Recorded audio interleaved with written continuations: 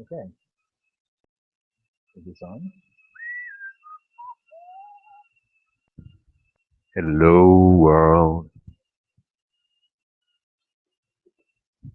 Hello? Hello, hello. This is my voice making that thing go green, green, green. Pretty directing.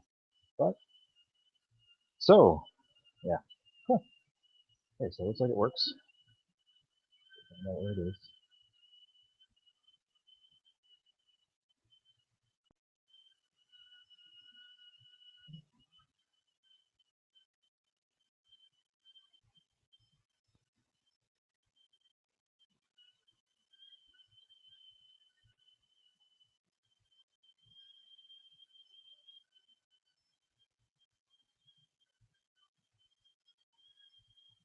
Hello, world. Hello. Yep.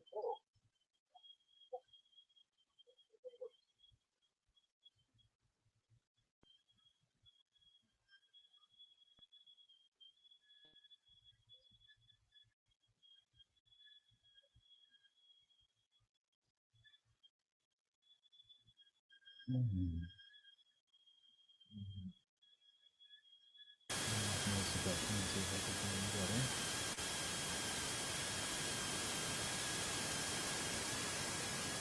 Hey.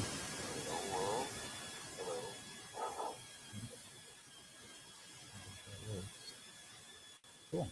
And so anything you say to me right now, I'm on a wire. So it winds up on the web and other people can hear better. Yeah, because I can just make sure everything works. And all that stuff.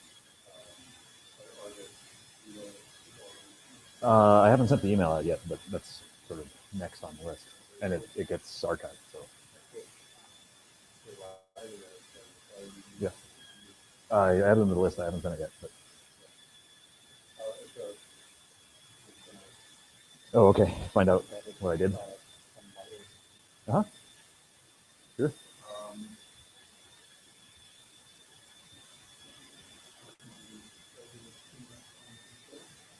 Do whatever you want. Do the chair.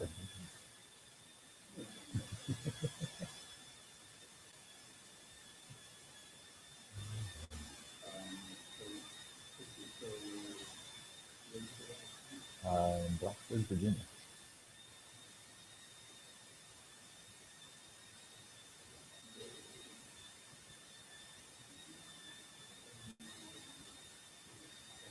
Mm-hmm.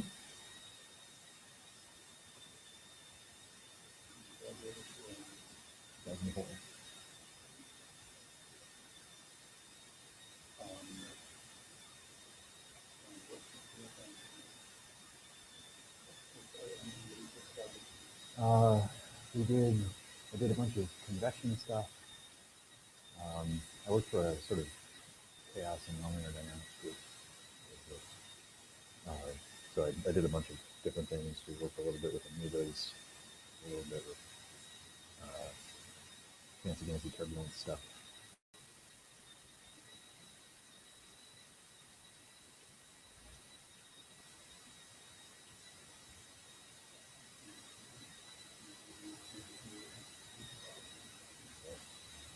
Yep.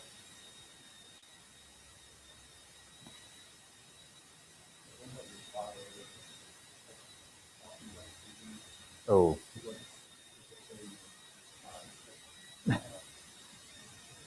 does it have my original graduate application?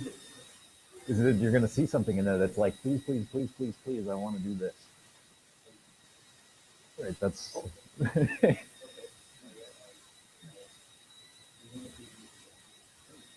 pretty much. Well, I didn't. We didn't know that this one was going to. I wanted to work on short range strategy. That much is clear.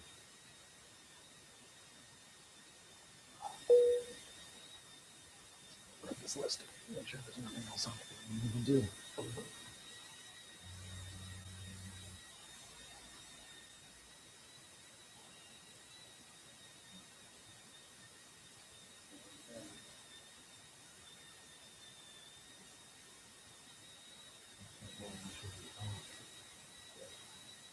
This guy's not contributing.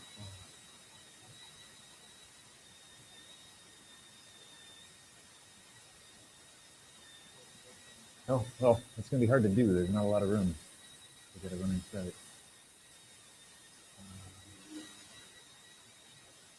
Yeah.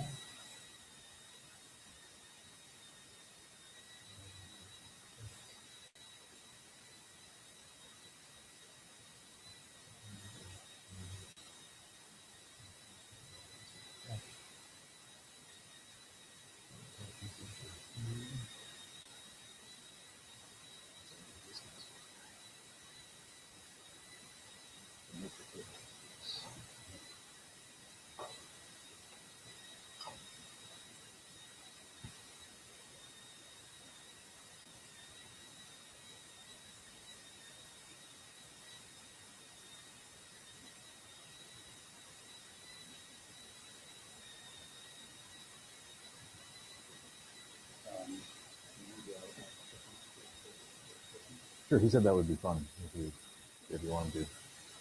Yeah, that's fine with me. No, he's an asset, not a liability.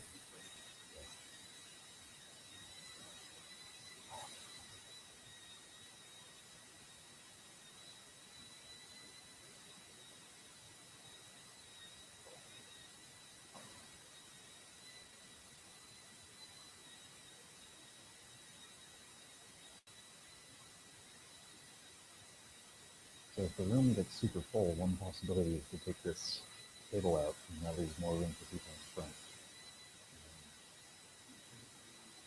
I don't know. A lot of people told me they're going to be here, so we'll find out.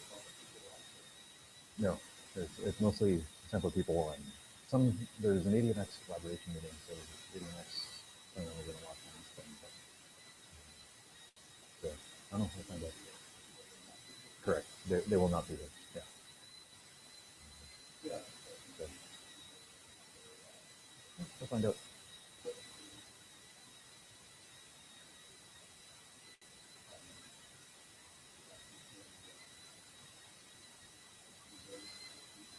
Oh, cool.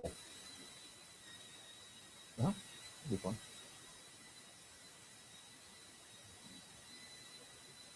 Uh-huh. I figured BN was down in San Diego or something. I didn't even know last night.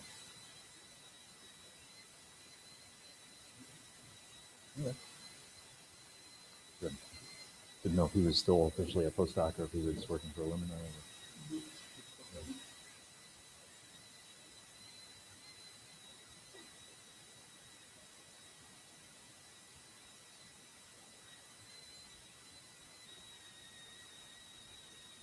I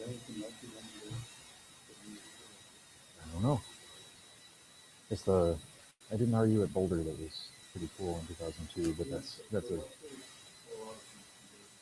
a family in Colorado, and then I did this RU at Boulder.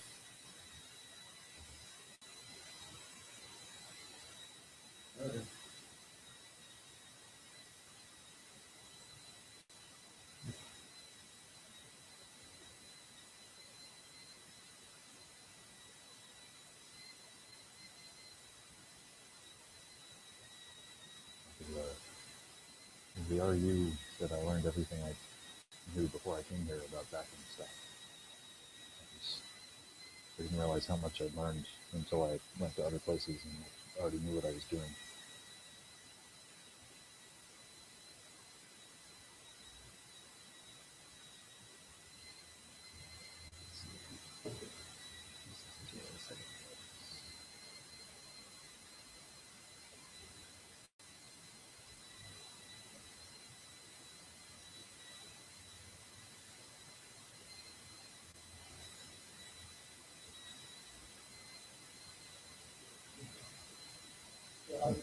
Good. Well, I figured it was going to get warm, so yeah. We can't afford air conditioning like everybody else does. Yeah, yeah. It's in this laptop, which I'm going to put up on top of the up there. Everything. It works. Microphone. Microphone too. So, it's a wireless. It's not Bluetooth. Yeah. Otherwise, it's terrible. Yeah. I verified that everything works. Yeah, just pay, instead of having family travel from everywhere, you can just send information out. Um, yeah, they don't get. I think it's going to be better. I see. Yeah. You fly across the country in order to get some people.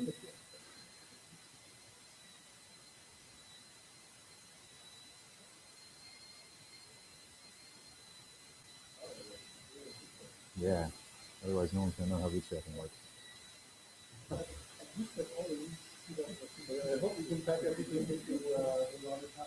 Yeah. I hope so too. I know there are places where I can skip ahead if I need to. GSR is Jack Lee.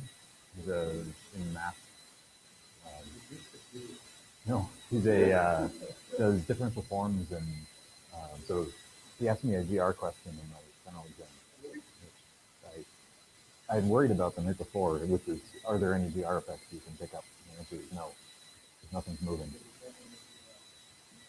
But I flustered that one. Yeah. Let's see. Make sure that.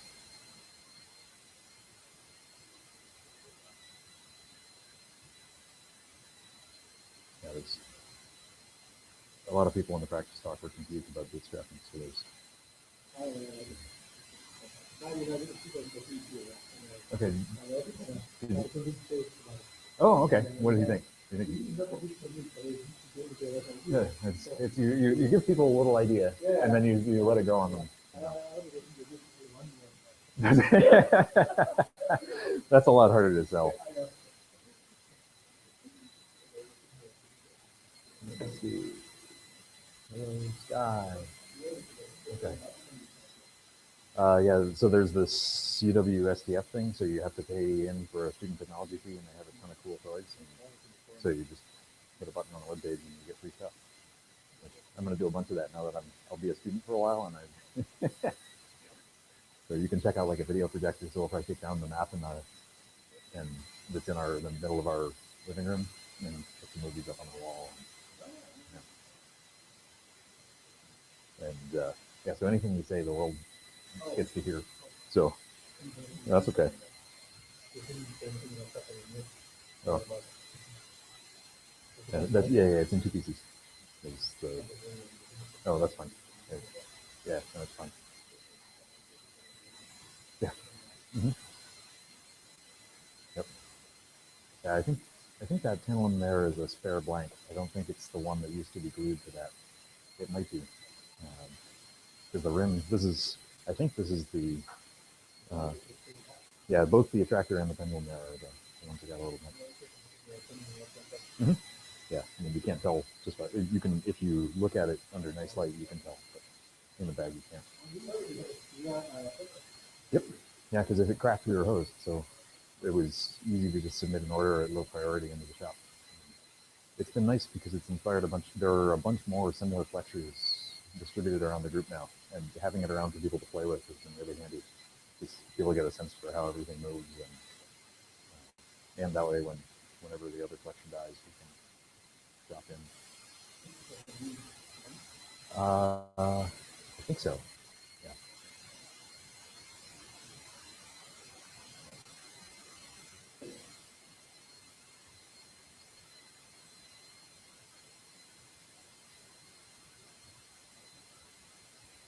And let's just try to figure out how many cycles the other one's done. I don't see any obvious sign that it's cracked. Although, even if one of the flexures cracked, I don't know if it would actually obviously fail. You might have to actually, because it's over constrained. There's an extra. Yes, and it's just the fact that they're machined well enough that when they fight, it works out okay. If the machining tolerances weren't good enough, it would fail.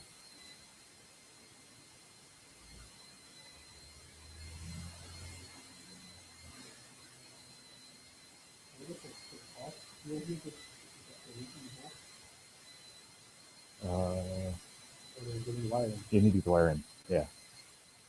And then there's a little stop there. You just can't quite see it, but there's a something that keeps the flexures from hitting each other. Yeah. Other people have made them have them put that little stop in. I don't quite understand why. I guess it's not quite obvious. You have to actually look carefully at it to see the stop.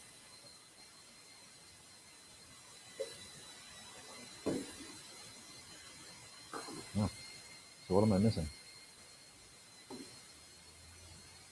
Yeah.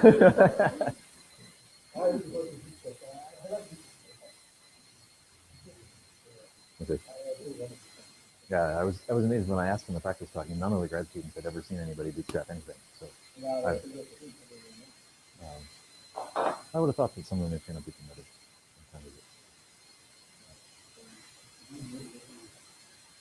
Yes. Yeah, that's true. I'm using it in the context where what I really have is weird data and varying data. I can turn on light too. Yeah.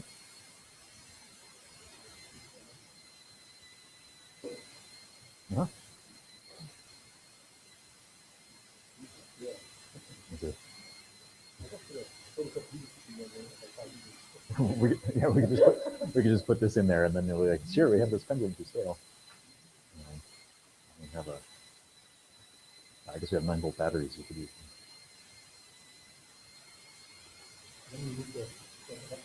It's the battery makes it through more than an hour, so I basically want to wait and then. What's that?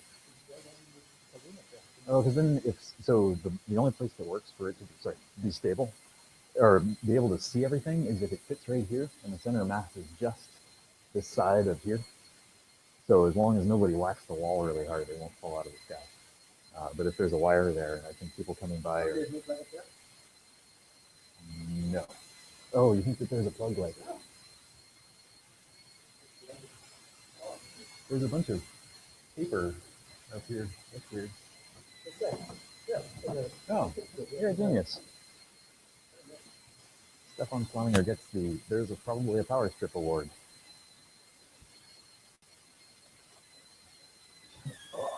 Oops. Let's see. Let's plug this into that.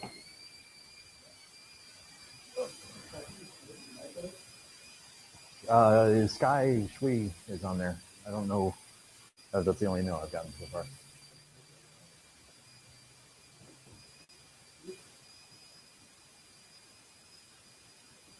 I have to keep myself right now.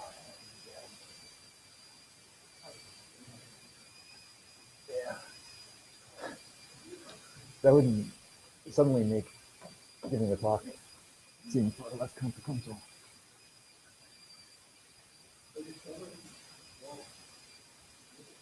Oh no, the video is terrible. But it's the best. It's limited both by by three things: the speed of the chip, the quality of the camera, and the speed of the uplink, because it compresses it pretty hard.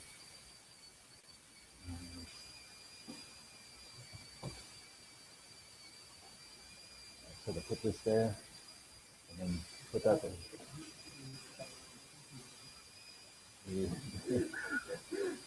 That's true. We can do that. Let's see. So, yeah, I can reach it. Yeah, it's right. I think it's right there. Okay.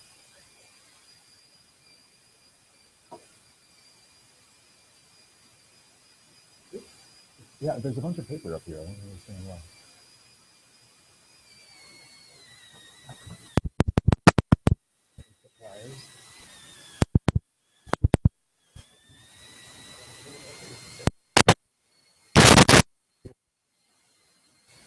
Really big pig delay. Like 30 seconds. Okay. Alright, they can still hear me? Yeah, okay. Cool. Alright, you want the live video, huh? Alright, well, we have reduced ourselves to fun and games.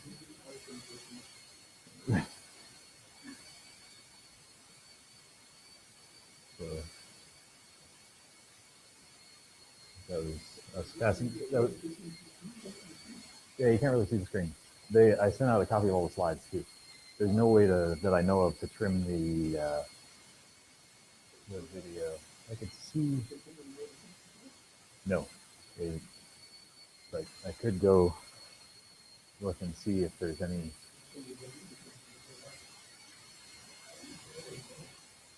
Sure, it's just trying to expose for the dark stuff too, right?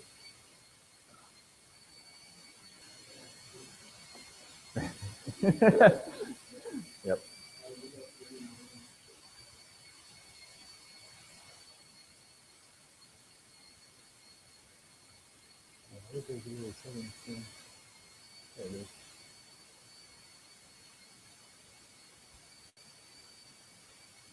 There's no avoid missing contrast button.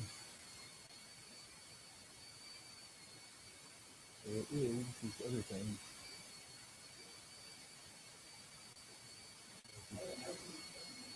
Hit this enhance button. It tries to make things sharper.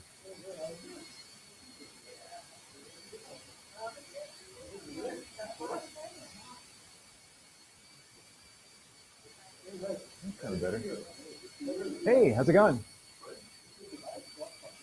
Yeah. Sky is already watching. Okay. Hey, Sky. You have to talk to him. He's here. Hey, Sky. Hey, how's it going? Hey, congratulations. Thanks. I'm sorry I haven't sent you an email, but I was like, I remember absolutely. Yeah, but I'm glad that Stefan sent you an email. Yeah. Like, oh, I need to send like No, a thing. I wanted to go. Yeah. That's right, yeah. Still early, yeah. Right. Hintz doesn't think it's going to fill. We'll see. I think he's wrong.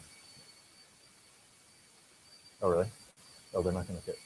That's like, so I We was need a like, bigger room. Yeah, well, at the very least, we can do the webcast thing. So, if there are more chairs to get, oh, we can do that.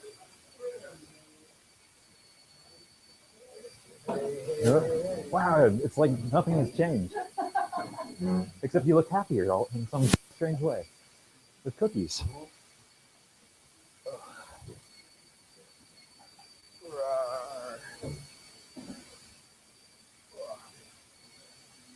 Yeah, I thought about just taking the table out, but it's wider than the door.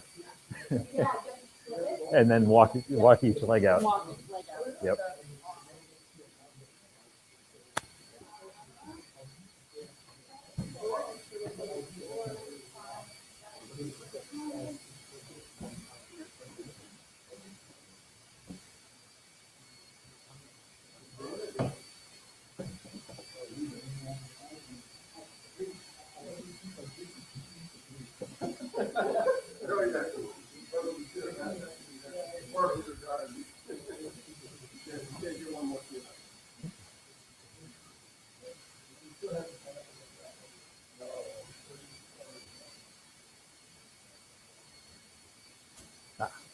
When you get done with that chair, you can bring it in there. That would be rad. Because we're probably gonna run out of chairs. I know I'm not that popular, but people doing dumb stuff is popular. Oh, Yep.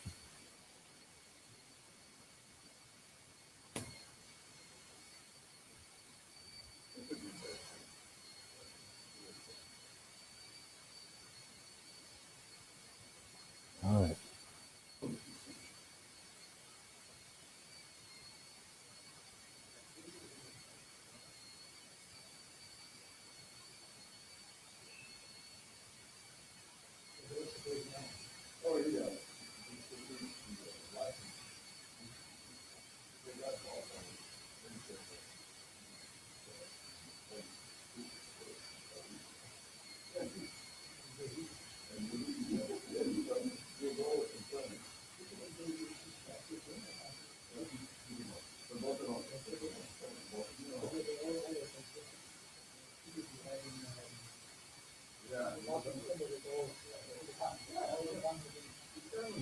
Hey, how's it going?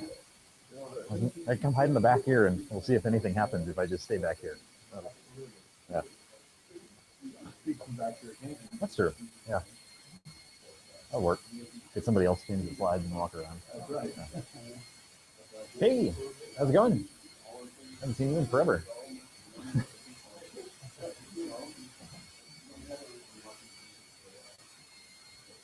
Okay.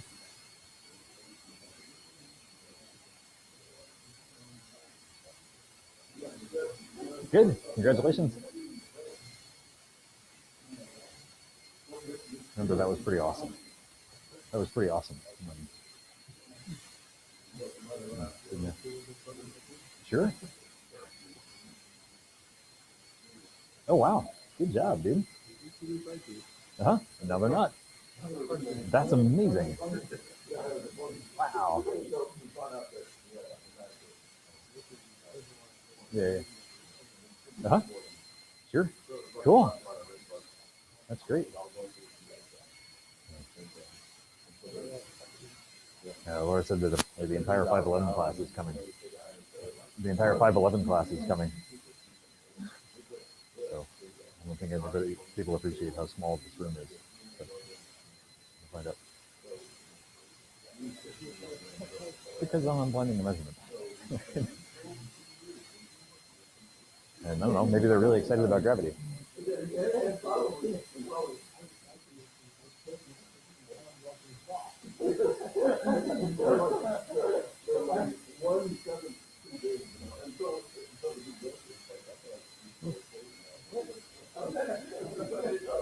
So I should go keep making sure that I haven't forgotten a thing off my list of things I'm supposed to be doing.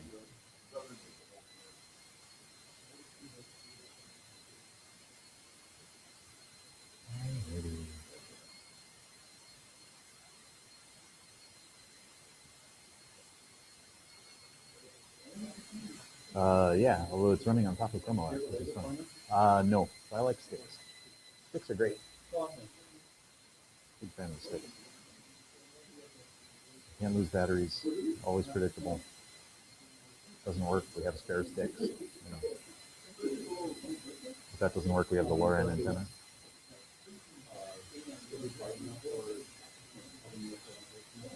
Oh, I mean, so having on the web, no, you can't see the slides really at all on the web, but you can. I sent a link to the slides, so anybody's. Yeah, so people can page along. Yeah, it should work. I haven't. At some level, I ought to put up a link to my thesis too. But,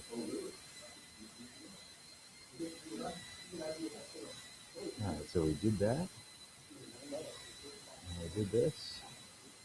And, oops. Yeah, he paid for my entrance into one of the EPS meetings, and so I had to make sure before he left that I gave him money. Well, speaking of money, I owe you money from Will's Defense. Yeah. No, I just never paid her for.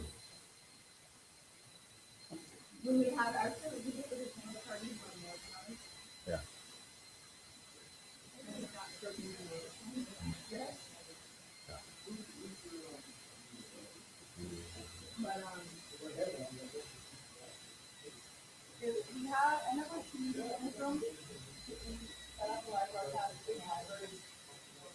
You can do that if you want. I can send you an email for.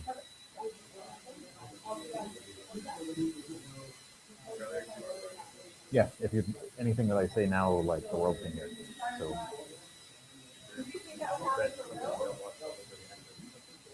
No, people are. It's publicly visible on YouTube right now. So yeah. Oh, I see. If you Google for YouTube Charlie Hagedorn, there's a Charlie Hagedorn YouTube channel. But what's your email, and I'll send a link. Sure, and that way you can get the link to the slides too.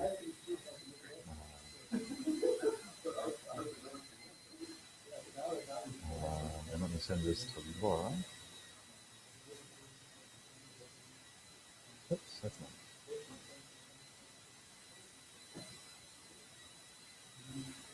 not. Gmail or UW? Okay. Sure. Yeah, we'll see what happens.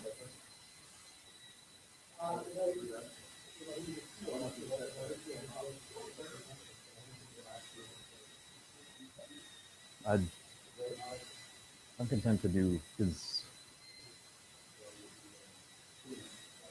great. That's why everybody has a copy of the slides. Because otherwise, there's no way to like you could put it there, but then like nobody can see. So I'm content to have.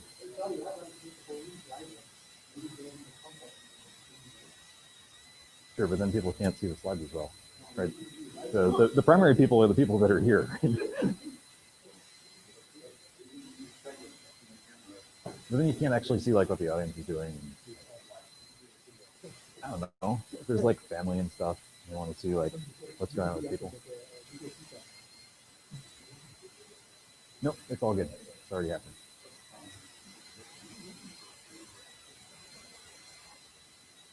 Don't.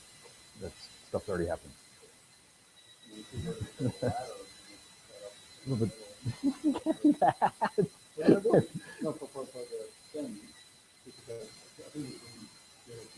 no, it's fine, dude. It doesn't determine the brightness. How about the coffee? Yeah, I think it would be nice if people could see you and see where you're pointing. I know this works. I think it determines the brightness not from the blackboard, but not from the screen. Right, but the trouble is that the sort of you can. I think the choices are you can certainly see the screen, but you can't see me, or so. I don't know. I'm comfortable with this solution. Yeah, but people who are sitting there can't see.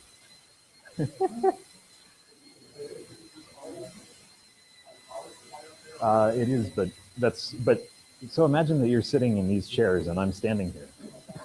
You can't see through me.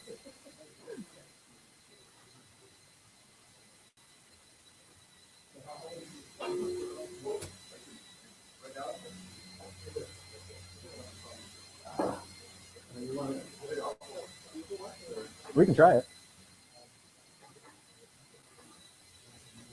Experiment is the arbiter of truth.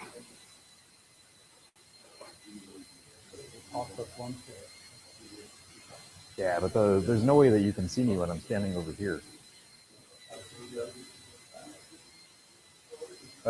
So I'll grab it. But yeah, it doesn't have the angle of view to cover. All right, all right. Yep.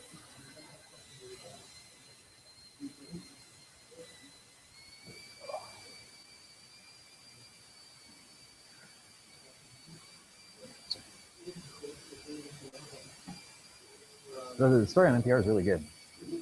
Yeah, the Radio Lab thing? Yeah, it was really good. They interviewed John Pratt a lot. Oh. First of all, can we see anything on the screen? No.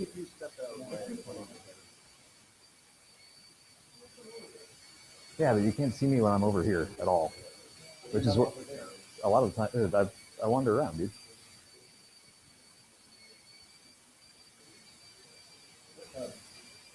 Whenever you point, Okay. Okay. That works for me.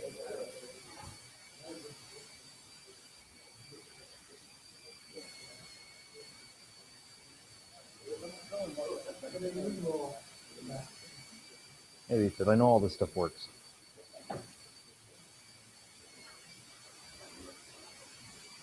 And it's also limited by chip and by the uplink. It's partially limited by the compression.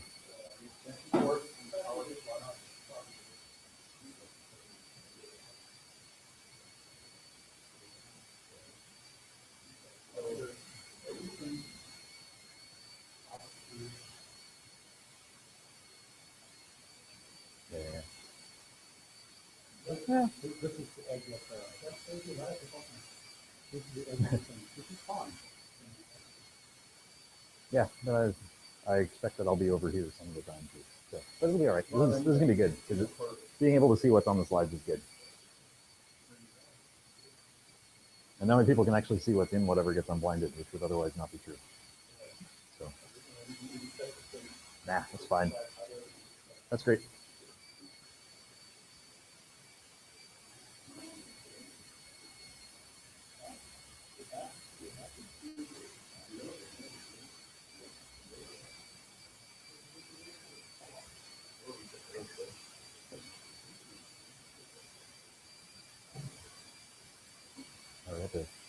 If I'd done this on Monday, he would have been here for more than one day, perhaps. But I couldn't do that and have like other people show up. Yeah. Yeah. Yes. Yep.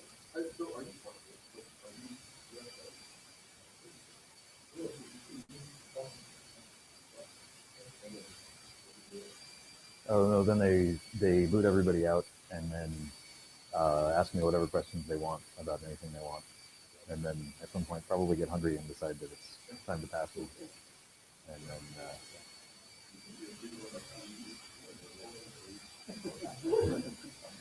no.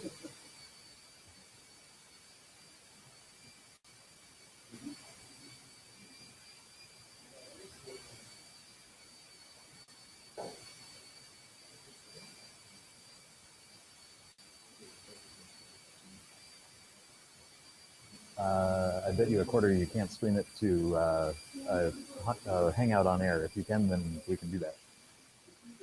I know, and you can't. That's the crazy thing. You can only do it from any of the desktop apps. Otherwise, I would have used the tablet, which has a better camera. It's crazy. You'd think it would work, right? Because they have a nice Hangouts app and everything, but it doesn't work.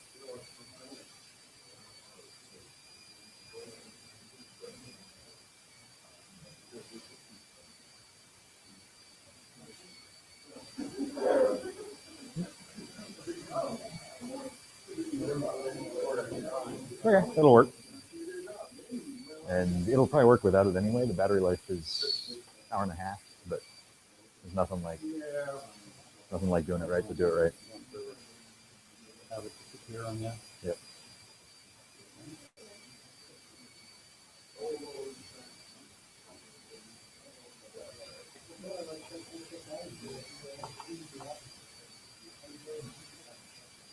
Oh, let me go grab this thing out of the sky.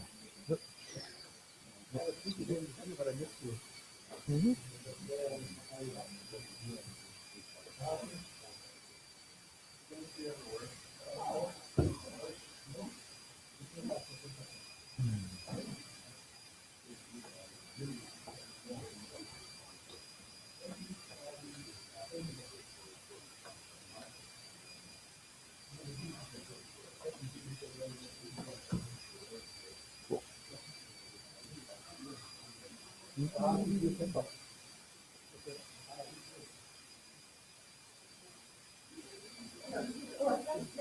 Oh, lady.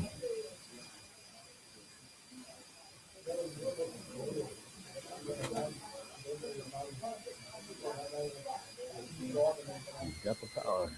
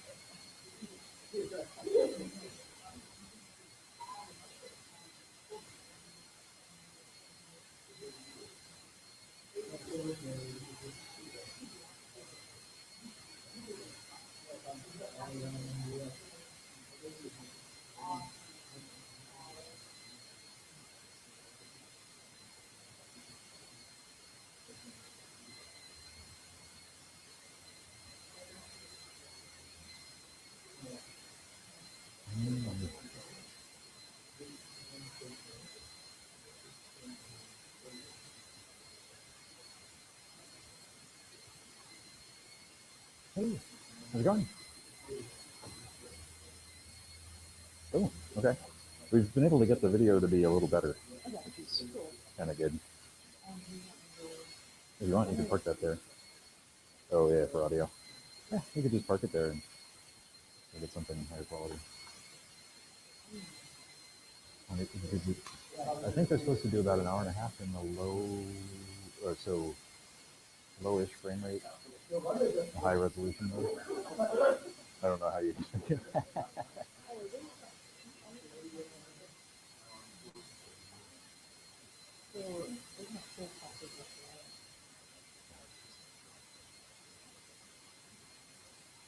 And I think this is going to end up being better than it was.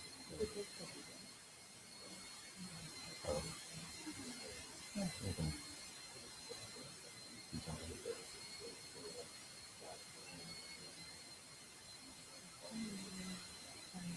Oh, cool. That sounds roughly familiar. It's lowish frame rate and 1080 was supposed to be an hour and a half.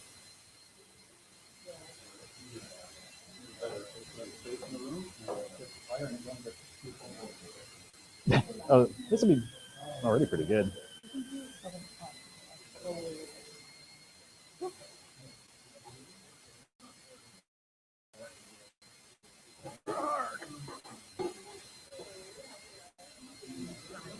Oh, it went through. There's a to unplug that guy, and now separate. I need to go including him.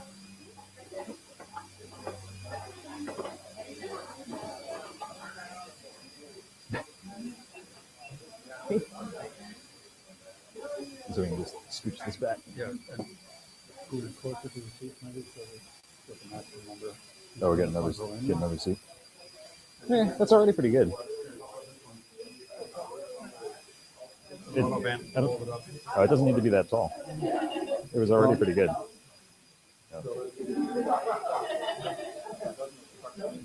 Yeah.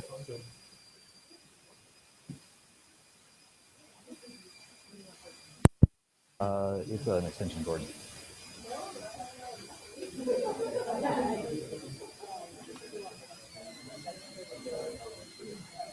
Next to what? It's up to you. There's no. Let's see if that'll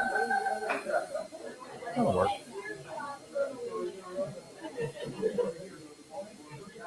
Oh, weird. They flipped the video on this monitor so it looks like a mirror, so you're used to it.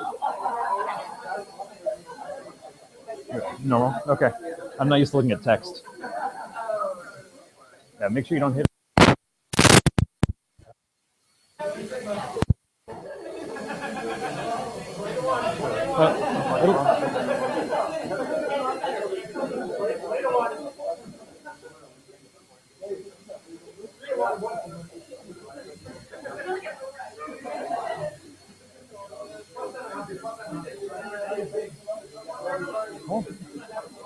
Well, you might be right about Yeah, well, yeah, apparently the entire 511 class is coming.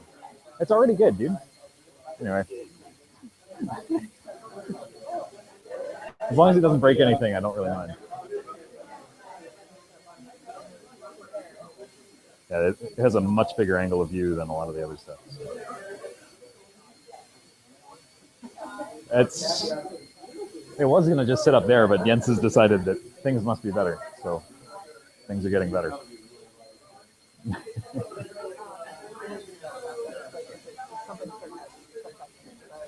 It should be fine. Yeah. I've never had it have a problem, so I don't know what problems it might have. Hey, awesome.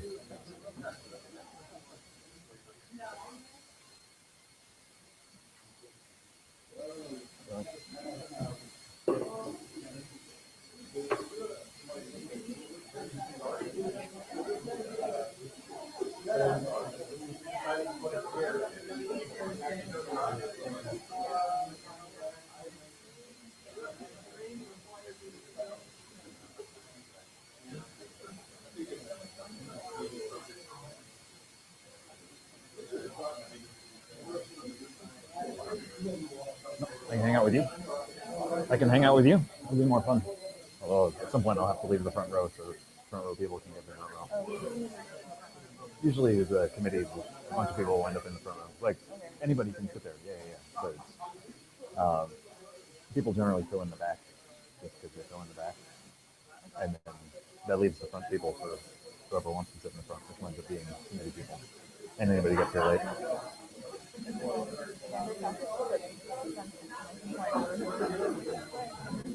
It is for me. I'm 1 for 1 on doing that.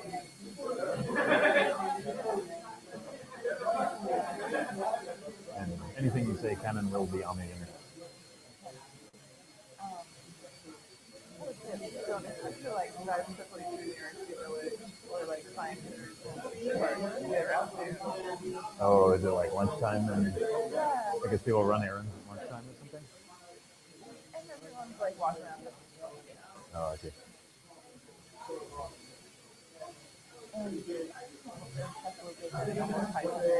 Oh, yeah. On the speed bump? No, it's on a curve, like their right answer, and they cut it too close. And I was like, That can be expensive. Yeah. but they.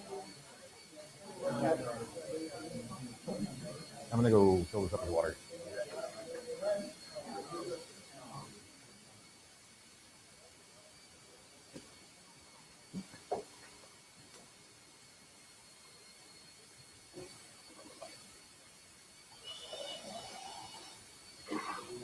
No, it's decaf that's coming out of here. If I were to add coffee to adrenaline, that would be terrible. You can't do that.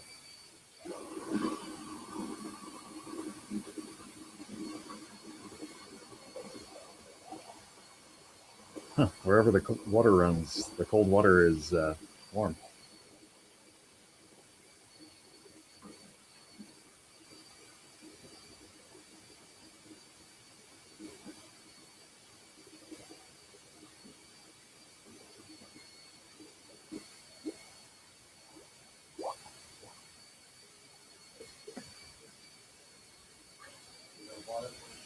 Yep.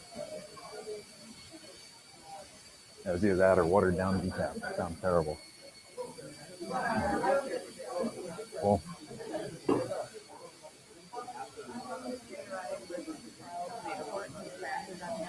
okay.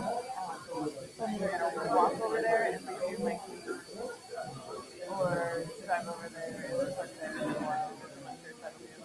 Oh, I see. So your car is city road somewhere, or okay. Okay. Well, yeah, we can do whatever. Let me know whatever you do, so we don't park the car here for a week.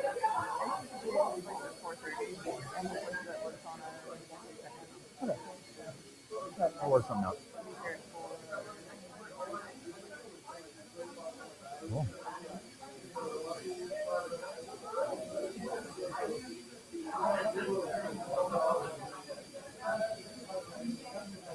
So we should probably make an announcement relatively soon, so that whenever we should in principle be limited by the GSR, because he's teaching class and then coming down from Fidelford.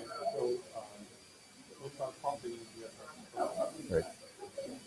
Yeah, because Ann has to be somewhere maybe at 2. So he has the warrant. Yeah. I don't know why they call it a warrant, but the thing that lets you do this is a warrant. Instead of an official grad school thing.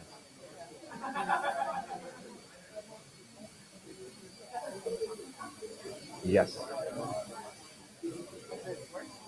Yes, but it doesn't do video and only does audio.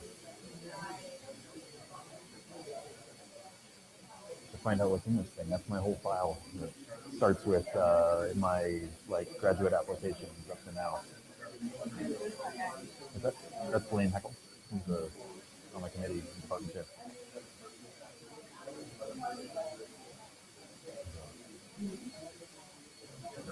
Yeah.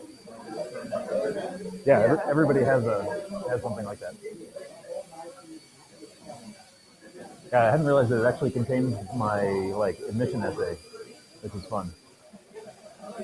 Yeah, Yancey, you should dig through there and read you should check out my admission essay, because there's going to be something in there that says that, please let me do short range gravity. That's definitely in there.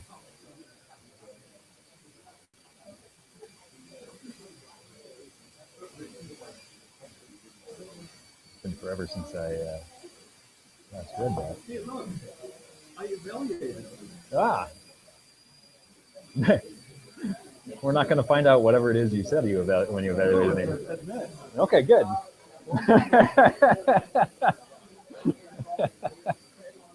Yeah. Okay, good. Oh, you shouldn't let me read any of it.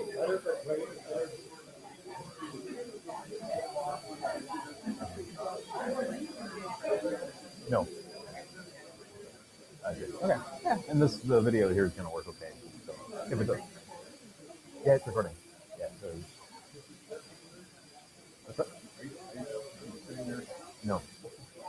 I thought I would just sort of sit here and wait and see if something happens. Yeah. So, yeah, Susan, this is Hamish. She's also on my committee. She's in charge of the lab. Hey, me too. I'm Susan. And that's Eric. So we're. Oh yeah. So we're just waiting for Ann Nelson and the GSR.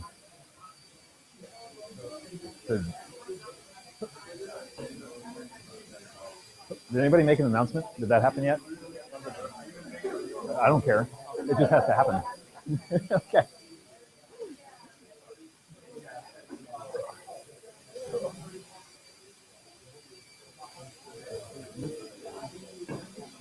Cool. Yeah, I think Matt's about to. So, cool. So this is when now all the people should show up. What's up? Oh yeah.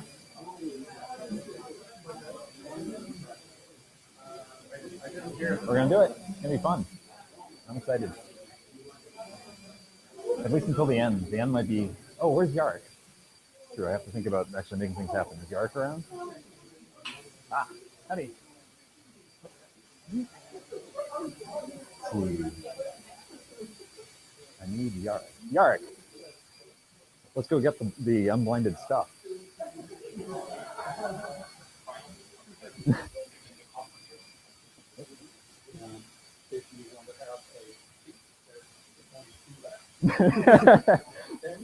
Yep. Great. Thanks. All right. So no. You were the guy.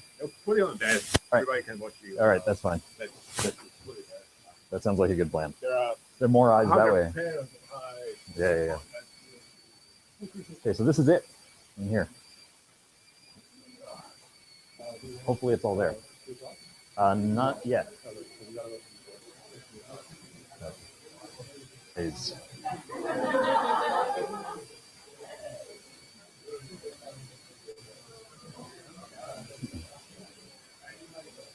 all kinds of people.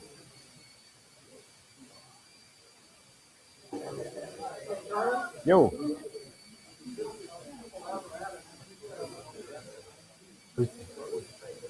What? I don't understand. Well, that was a team. All these things were a team effort. I wanted the video up there. Jens improved it to here. So, howdy. Thanks for coming. So we have everybody. So whenever we hit 12:30, we'll do it. Oh, so I will sit down so that you can tell me to stand up, and we'll do it. Well, welcome everyone. Charlie Hagedorn, final Thesis defense. I almost said Charlie Hagedorn. It would have been only small spelling error. Yeah. I hope so. We'll find out. But Charlie is certainly one of the more mature grad students. He functions more like a postdoc in the lab. He supervises on the rest of the students. Anyway, I can tell you that this is actually broadcast license for some reason.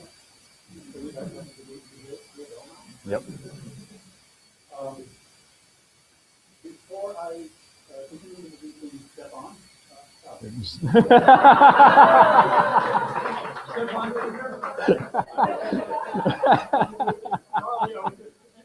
Stefan, who has been back for many years. I'd also like to welcome Jack Reed from Mathematics. So, Charlie,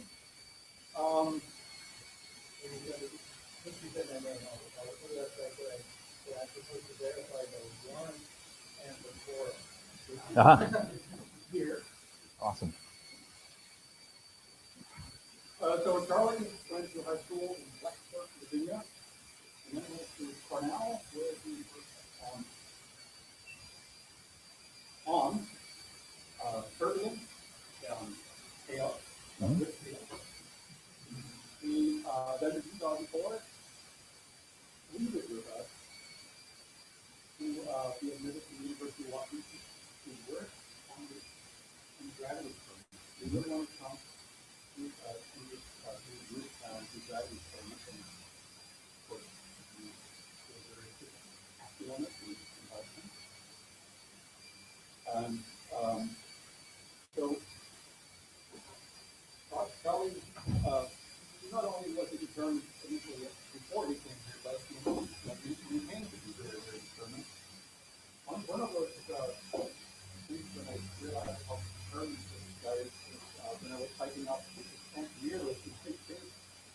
And I was 1/3 out, and Charlie, he was saying jokes, came up and walked up there, or they passed us, and so later in the afternoon, we were almost at the top of the thing. Charlie came up again. This was the second run of the day. So, I mean, this guy has tremendous determination. And you also have this amazing honesty with how he does things. And the proof of this is today, where he's going to do an unblinding of the thesis work. So he does not know what the answer is. And so this will be quite It'll be an experience. So, I mean, of course, I couldn't have done it. I had advice to the dentist. But Charlie's a German. So, for the next time here, I asked him to compress the time 7 seconds to 10 microseconds. Okay. So you work out how long the talk's going to be. And after that talk, there's going to be open questions. And then you're going to begin to the table. And there's a session. And then I think hopefully the party. If something's happening. That's all I know. All right, Charlie. Cool. Awesome. Wow, that's a lot of people. Cool. Yeah, so I'm actually really stoked to be giving this talk. I thought I was going to be super nervous, but I'm actually just going to be really happy to be done. And it's really fun. Like, there's nothing I can do about whatever's in this USB stick, so we're just going to do it. So this is our experiment, and a ton of people in this lab have worked on parts of it. So everybody in bold has built a piece of this experiment. Everybody in italics has contributed something. And everybody involved that's on this list and more, because I know I've left people out, have all helped make stuff happen. So this is the sort of thing it takes a village, and this has been super, super fun. Like, people didn't have to fund us to do this, so thank you for making it all happen. It's super, super great. This slide will come back at the end too. So here's my plan. Let me grab a stick. So I've got a stick. I'm going to do a play in 5 plus a little bit acts.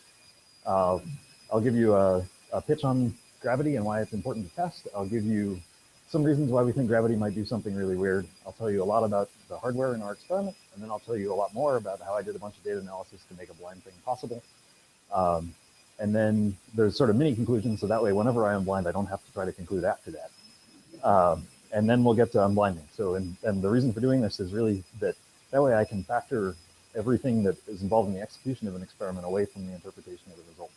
So, and I want to convince you that it's possible to unblind experiments like this in public. That's, I will continue to live a week from now.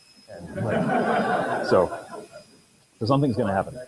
Yeah, well, I hope not. We'll see. So gravity there are a couple of major problems. The biggest problem is that we can't figure out how to stitch general relativity and the standard model together. There are ideas for how to do it, but nobody has a guaranteed way.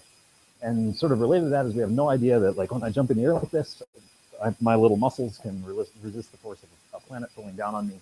So gravity is really weak. If you look at galaxies out in space, galaxies are all flying away from us, and the rate at which they're flying away is accelerating, and people only have the vaguest hint as to why.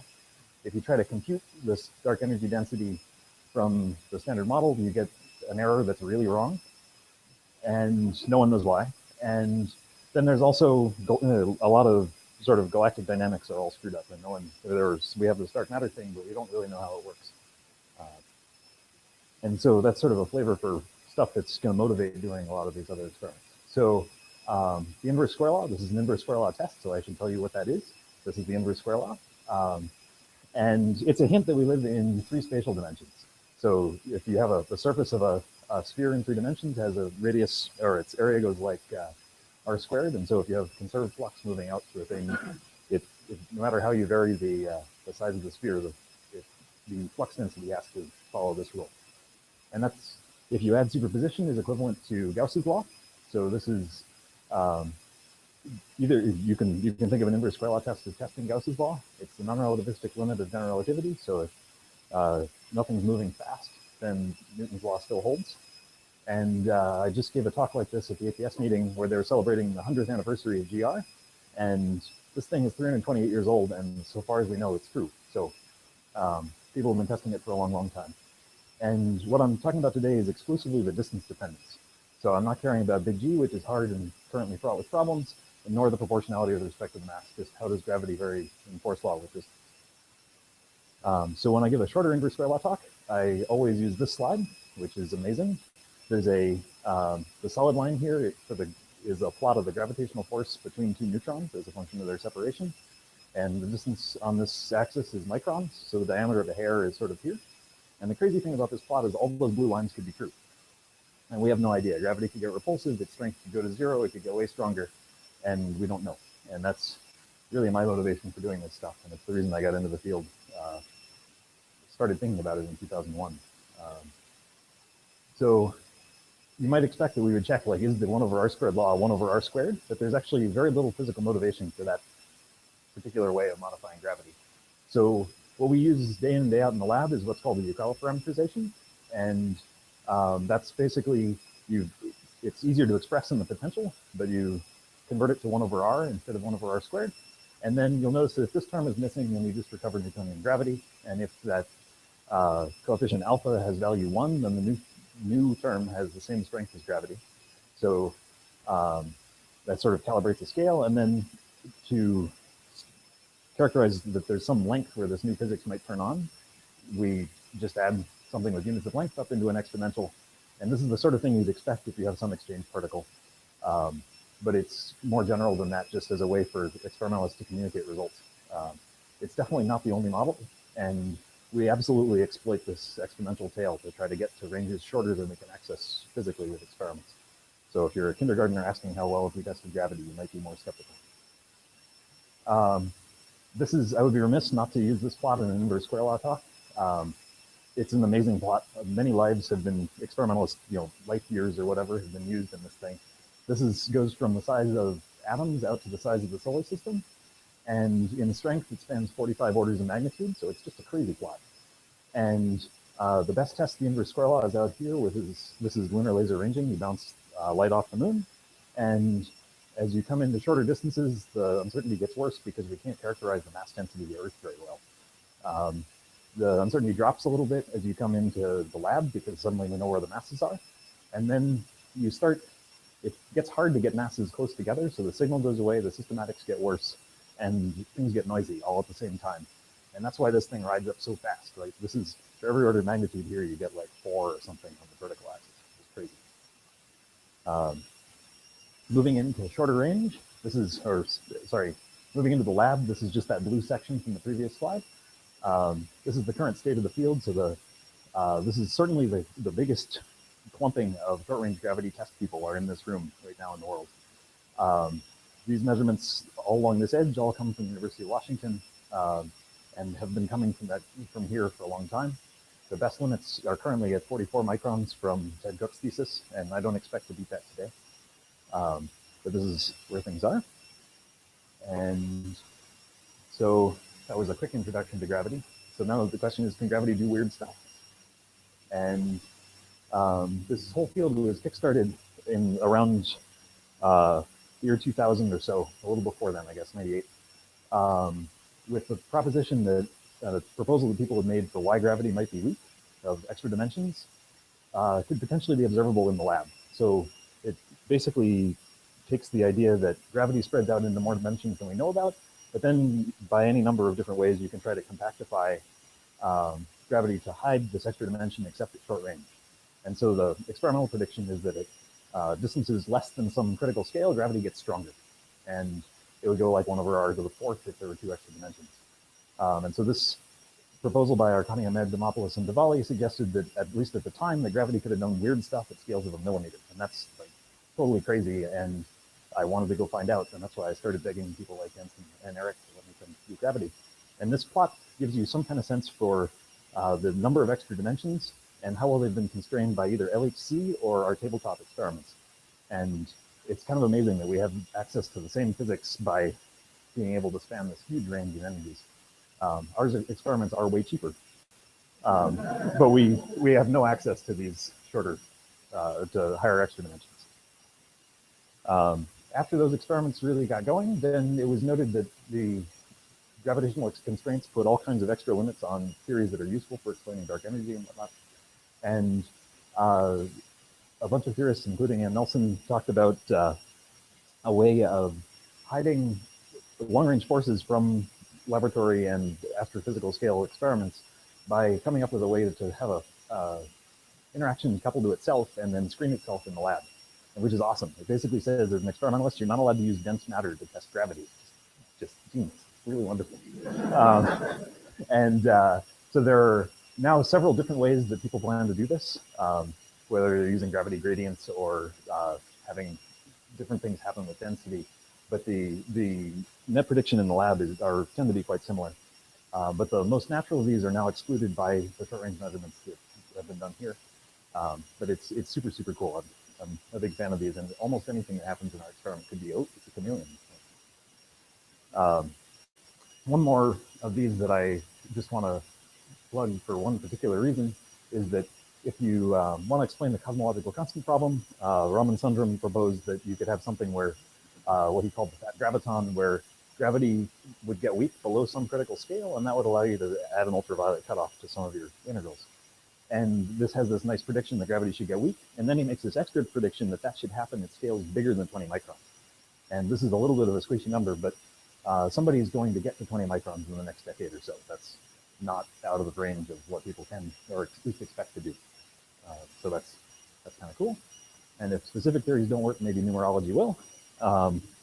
So if you take the fact that galaxies are accelerating away from us and no one really knows why, if the usual explanation is that there's some dark energy, and you can make a length scale out of that dark energy density, and you get 86 microns. So modulo 2s, pi's, and 10s, maybe there's something special about this particular scale that we currently have access to in the lab. So I hope that's another quick pitch for gravity's pretty neat. We should probably test it, and now I'll show you how you do it. Great. Oh, we're doing well. Okay. So how does this experiment that we call plate wash work? Its name comes from the fact that it contains some plates. And all of our experiments have a wash at the end as a moniker that sort of ties the experiment together. So the way the experiment actually works is, as you remember from high school or freshman mechanics, that if you have an infinite sheet of charge, whether I guess it's also electrostatics, then the field that pulls toward it is uniform. As a function of distance, the force is always the same. And that's equivalent to saying that the field lines that are coming out aren't born off of a charge and they don't die off of a charge. And either of those things seem really weird because our intuition is totally calibrated by having an inverse square law force. But once you think about that and you're like, oh, well, let's just test and see if that's actually true experimentally, you can set up a mass distribution like this, where you've got some mass closer to a plate and some mass farther from a plate. So the blue things here are dense. And you can attach them to a floppy hinge, and then you can ask, does gravity pull harder on this guy than on that guy? And if you want to solve the vacuum energy problem or the cosmological constant problem, then this one would get pulled on harder than that one, which would be weird, but could be true. We don't know until we check. So then experimentally, we'll take this sheet and we'll move it back and forth in position and see whether or not there's a time varying torque on this, what ultimately is a torsion pendulum. And the most wonderful thing about it is that it's to the extent that this is an infinite sheet, it's a null search for new physics. So if it does the inverse square law breakometer, if we don't see anything, then the inverse square law is fine. And if there's any extra torque that varies with the attractive position, then there's some new physics, assuming we did the experiment right. And for scale, if you're looking for a force of typical scale 50 microns, if you have a platinum sheet that's that thick, the acceleration toward it is about 5 × 10⁻11 G. So that's actually kind of big for us, but it's still a really small force. So what does this thing really look like? We're getting closer to the real thing. This is a centimeter for scale, and the only thing that's really not to scale is the spacing between these masses, because if I actually put them at their actual spacing, you wouldn't really be able to see any gap. So the infinite sheet has been replaced by a thing that's 7.5 centimeters in diameter, and then this is the pendulum hanging here. The most important part of this slide, the most important addition, is the addition of this electrically grounded foil that's tightly stretched in between them, which we use as a Faraday cage and to block, any residual gas stuff. It's all in vacuum, but there's still, plenty of spurious interactions to go around. And then we read out the twist of this pendulum by just bouncing a laser off of it. We can measure those angles plenty well enough to measure what we need to measure. That's scales of nanoradians. And the pendulum is held in electrostatic feedback by some capacitor plates that are nearby, because otherwise the stray forces that act between the pendulum and the foil, are just sort of electrostatic gunk, are much bigger than the gravitational force, and this thing would actually swing into the foil and stick, and that would be a problem because we couldn't do the experiment if that happens. So the sine signal is actually monitoring these feedback plates.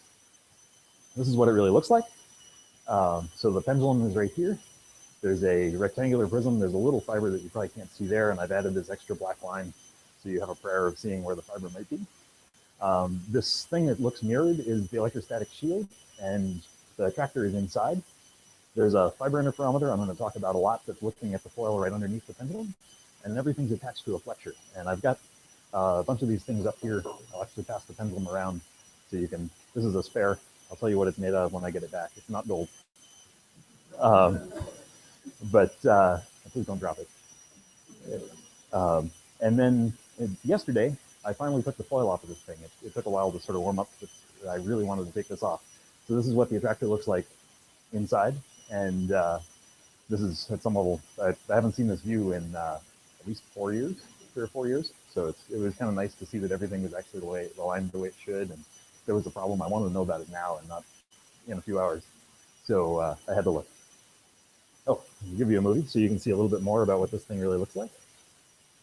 So this is a video that I took within half an hour or so of when I closed up in 2011 to start this data run. And I didn't really know that this was going to be the final run, but it wound up being that way. So I just took a thing and I'm like pointing out stuff that I changed and whatnot. And you can see all of the screws here are on the kind of inch scale. It's just an optical breadboard that Jim made. And there's a ton of parts in here that are all machined by both the Sempa shop and by everybody who's touched this experiment. And I'll walk around so you can wind up seeing the back. And I wasn't expecting, I'm going to show this at my Thesis events. I was expecting, like, I want this thing just to see if there are any weird wires. And so now you can see into the back. And then in a moment, I'll put so you can see the back of the attractor in here. And I'll put the camera in where no head can fit. And then you'll be able to see that on here, there's some heaters, there's some heater wires and temperature sensors and whatnot that are attached to the little spindles that attach to the attractor, which I'll mention later. So that's pretty much what the video has to say for itself. And the experiment's open right now. So if you want to come see it, catch me, especially this week, and I'll give you a tour. So and to give you a little bit of intuition for how to think about forces at this scale, if you have a gravitational force with some particular length scale, which I'm going to call lambda, it doesn't matter how thick your masses are. If they're thicker than lambda, that's as thick as you really need. And so the maximum force that happens between two sheets is basically goes like lambda squared, because that's the amount of mass that participates in the force. So this formula like this one will come back up in a little while, but this is the Yukawa force between infinite plates. And I have this extra diagram up here because this is the mass arrangement that the most sensitive experiment in the world uses, which a priori goes like at lambda to the fourth, which is really pretty tough. And then they win back an extra lambda. This is our other wedge pendulum experiment, by having many, many wedges like this, because you can, if you're looking for a short range force, these masses don't need to be this big. They might as well be only as big as the green square. But this is part of the reason that we chose this geometry is because we're going to get more force this way. And GEMS likes to chase after signal. And so This is a signal chasing experiment for sure. So getting a little more quantitative, in order to get a bunch of material very close to a bunch of other material, everything has to be flat. So this is a scan using a microscope that Ted Cook got for us and the rest of the group too, to be able to scan all these surfaces well. So you can see that this thing pretty much varies from yellow to a little bit blue. So it's flat at this kind of 2 micron level over 2 or 3 over the entire foil. It's 14 microns thick and it's tightly stretched. Its resonance frequency is 1.5 kilohertz. If I tightened it up to 3 kilohertz, it would snap. So, and 1.5 kilohertz is kind of like, boop. So it's, you hit the thing and it rings. And then the attractor and the pendulum also need to be flat. There are different scales. The attractor, the pendulum would fit sort of right in this box, where it's also quite flat. And this is the pendulum I'm actually passing around was supposed to be our beautiful, wonderful pendulum, and it had a sort of vacuum baking error. And so it's a little bit bumpy on the tens of micron scale. So I had to switch back, and actually both of these things are our prototypes that we failed back to when the other ones went bad. That's why this is so badly lapped. I was learning how to lap. That's why the corners are bent back. But it's still plenty good to do an inverse square law test. And so that's what I've got. And if you want to get things very close together, you have to get rid of all the dust, because a typical dust grain, at least a big dust grain, is 25 microns. If you're trying to do smaller than that, there can't be any dust in the gap. And if you clean the surface off, at least in our dusty lab, in seconds you get more dust. So you have to do something to fight the dust. This whole lab is in a little positive pressure region with filtered air, which blows air out the bottom and keeps things clean. And this experiment could not be done without a cleaner. We tried at least a little bit to set everything up, and it was impossible. We absolutely made a cleaner. So how close did I get? This table is a bummer for me. When we proposed this experiment, I thought this number was going to be certainly sub 100 microns and maybe more like 70. The big problems, of course, are the big numbers. So there's this number is big, that number is big, and this number is also big. I'll explain why this was bad in a little while. These are just simple alignment problems where I thought the things were better aligned than they were, and now I know it, so it's easy for me to go back and do it again. This is due to a contact differential thing I'll explain in a second. But there's a lot of room for me to get close, much closer, quite quickly. In order to suppress systematic effects, we opted to use a pneumatic drive. Jens actually wanted to use oil, and then we switched to pneumatic. And both of those things are kind of crazy to use as a precision positioning device. Why would you use compressed air when there's like piezos and things? And the biggest answer is that there's no electrical signals directly associated with the drive. So I can close one isolation valve outside the apparatus, and electrically the entire experiment happens exactly the same as if the mass was actually moving. And that allows me to constrain all of my systematics to being associated with just this stuff moving and nothing else anywhere in the whole rest of the lab, which is really nice. One thing else I also want to mention here is that the attractor moves in discrete steps instead of most of our experiments have some continuously varying parameter. This means that there's guaranteed to be no velocity dependent systematics, but it does mean that I had to develop a completely different way of analyzing data than what we normally do. In order to make sure that the torque scale, like that 1 Newton meter was always 1 Newton meter, we swung lead blocks around the outside of the experiment for the entire time. So you can see this is more than 2 months. And the important thing on this plot is all of these red points all scatter around this line pretty well. I only need to have stable calibration at the 10% level. And this at least does that well. I just need to make sure that there's no change in gain over the lifetime of the experiment. And Stefan made a wonderful little microcontroller-based thing that just ticks along at 6 kilohertz, no problem. It's great. There's no obvious frequency drift. Statistical noise. This is, I think, I have 2 noise flags. Here's a plot of noise over time. So the only units I'll use for torque through the entire talk are all femtonewton meters, and that's if I put an E. coli cell on the end of this meter stick. That's about 10 femtonewton meters. So you can resolve, if you can do a femtonewton meter in a second, you get E. coli or the weight to 10% in a second. So this gives you some kind of sense for the fact that it's quiet at night and noisy during the day. So if you guys could just like be a little less shaky. We think it's actually traffic and like big things moving around. The wind also really does it.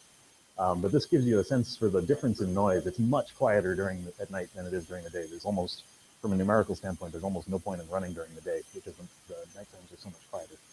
there are a lot of different sources that give us excess noise. We actually use this apparatus to characterize the forces associated with gas damping, in a really cool paper that no one seems to read, but it's actually the coolest paper I think I've ever been a part of. So there's, but for me, the dominant noise was really this contact potential. So I'm going to tell you about that on this slide. And I apologize for these figures. They were taken directly out of a logbook. So this is a plot of the torque I have to apply to the pendulum to hold it fixed as a function of the distance away from the foil. So, and the different colors are at different voltages between the pendulum and the foil. And you can see that there's a big range. Like, you clearly don't want to be on this if your pendulum is swinging at all, because just a tiny bit of swing is going to give you a lot of torque. And you'd really like to be on this red line, which is nice and flat, this just nice row of X's, because then no matter what the pendulum does, everything is nice and stable. And for a reason that I can get into in a backup slide if you're interested, we had a systematic effect that forced me to, or I thought forced me to disable the contact potential compensation system. And so that meant that I was suddenly actually running on a curve like this when I wanted to be here. And that became my dominant source of noise. So if I change the voltage by 100 millivolts, I can do much, much better. And then it doesn't just limit the noise, it also limits how close I can get. And so this is this biggest number in the metrology table, because at some point, just a tiny displacement of the pendulum means a huge change in torque, and then my feedback system can't compensate. So the pendulum basically becomes completely crazy and you can't lock it. And so if I kill this contact potential, I can get closer and less noise, and that's pretty awesome. And then I do have some hints that there's actually a pendulum battery, that if you measure this contact potential as a function of the pendulum angle, you can see that I can't explain this completely, but there's sort of vertices of parabolas here and vertices of parabolas there, and they don't align on this plot. So there's a sense that there might be like a 50-ish, or maybe a little more millivolt battery just from having two different materials in the pendulum. So getting into systematics, I really like this slide because it shows how complementary our two different inverse square law experiments are. My experiment is quite sensitive, or it's very sensitive to all kinds of different effects that happen at exactly the attractor displacement frequency, but it's quite insensitive to Newtonian gravity. This experiment can be misaligned by a lot, and it's fine. Our other experiment is somewhat less sensitive to these guys, but it's quite sensitive to Newtonian gravity. Instead of being tolerating misalignments of millimeters, it needs misalignments in the tens of microns, and that's much harder to do. But if we saw a signal in both of these experiments, it would be quite compelling that between the two of them, we would really know what was going on. So I'm going to talk about just a couple of these guys. The electrical crosstalk slide is driven by the fact that I used 3 computers. So people have called me paranoid for doing this. I don't know, they might be right, but I'll show you in the end that this worked. So that much is good. So there are 3 separate data acquisition systems. There's one that drives everything associated with the pendulum. There's one that drives everything associated with the attractor. And then we added this interferometer, which I'll talk about in a moment, which is also run by its own computer and connected to the whole system by just some fiber optics. And so this meant that I had to spend a bunch of time synchronizing clocks. If I do this again, I definitely want to have just a little clock over here that burps out a time signal to all 3, and then I wouldn't have to spend 6 months trying to resolve the fact that Windows time doesn't do what Windows time says it does. And actually, you work for Microsoft now. You can go fix it. They don't implement NTP right in XP and like Vista or something. Yeah. So the most important systematic effect is, or the scariest systematic effect to somebody who's doing a parallel plate experiment is, what if that foil that I put in there as my first and best line of defense against systematics, what if that moves? That would be really bad, because I've already told you that my pendulum is highly coupled to the foil, especially because this contact potential is bad. So if there's a tiny foil displacement, I want to know about it. So it's basically, imagine your average kind of interferometer. It's connected entirely out of fibers, which is really nice. They're easy to align. And the business part of it is really right here. So there's light comes out of a glass fiber, and just like light coming out of going out of a window from a dark room or into the night, then you get 4% of your light back just from the scattering. And then the rest of the light will come out and it will bounce off the foil. And some of it will be lucky enough to come back and couple back into the the fiber, and now you have two different wavefronts, and they can interfere. And so what does that look like a little bit in practice? Here's the pendulum hanging here and its reflection. That's why there's a black line in the middle. And this little red dot right down there is our first interferometer that we built. And it turned out it was terrible, but it was in the visible, so it's cooler to look at. We now use an infrared distributed feedback laser, and it's great. We just plug it in. It's actually too stable. And I can't tune it by temperature. And you can see this is an early plot. The next one I show you will have the sign flip of the reconstructed foil motion as a function of attractor position. And this is one of the most important innovations that this experiment has made in hardware, which is that I can tell you that the foil looks like it starts to move. And that's really, really key, because otherwise this would start to look like an inverse square law violation. And so I'll wind up having to take a cut to get rid of most of this effect, but at least I know it's there, and nobody else has been able to do that. And I can show you that it actually looks like an interferometer. The reason it bends up is a thing I can explain at the end if you're curious. But if you crash the attractor into the foil, you get fringes. And the bad news is that interferometers have a sign ambiguity. Once you go over the top of a fringe, you don't know whether you came down the far side or came back over the one side the side you came from. And this is a cool plot in that it shows the DC output of the interferometer over the lifetime of the science data.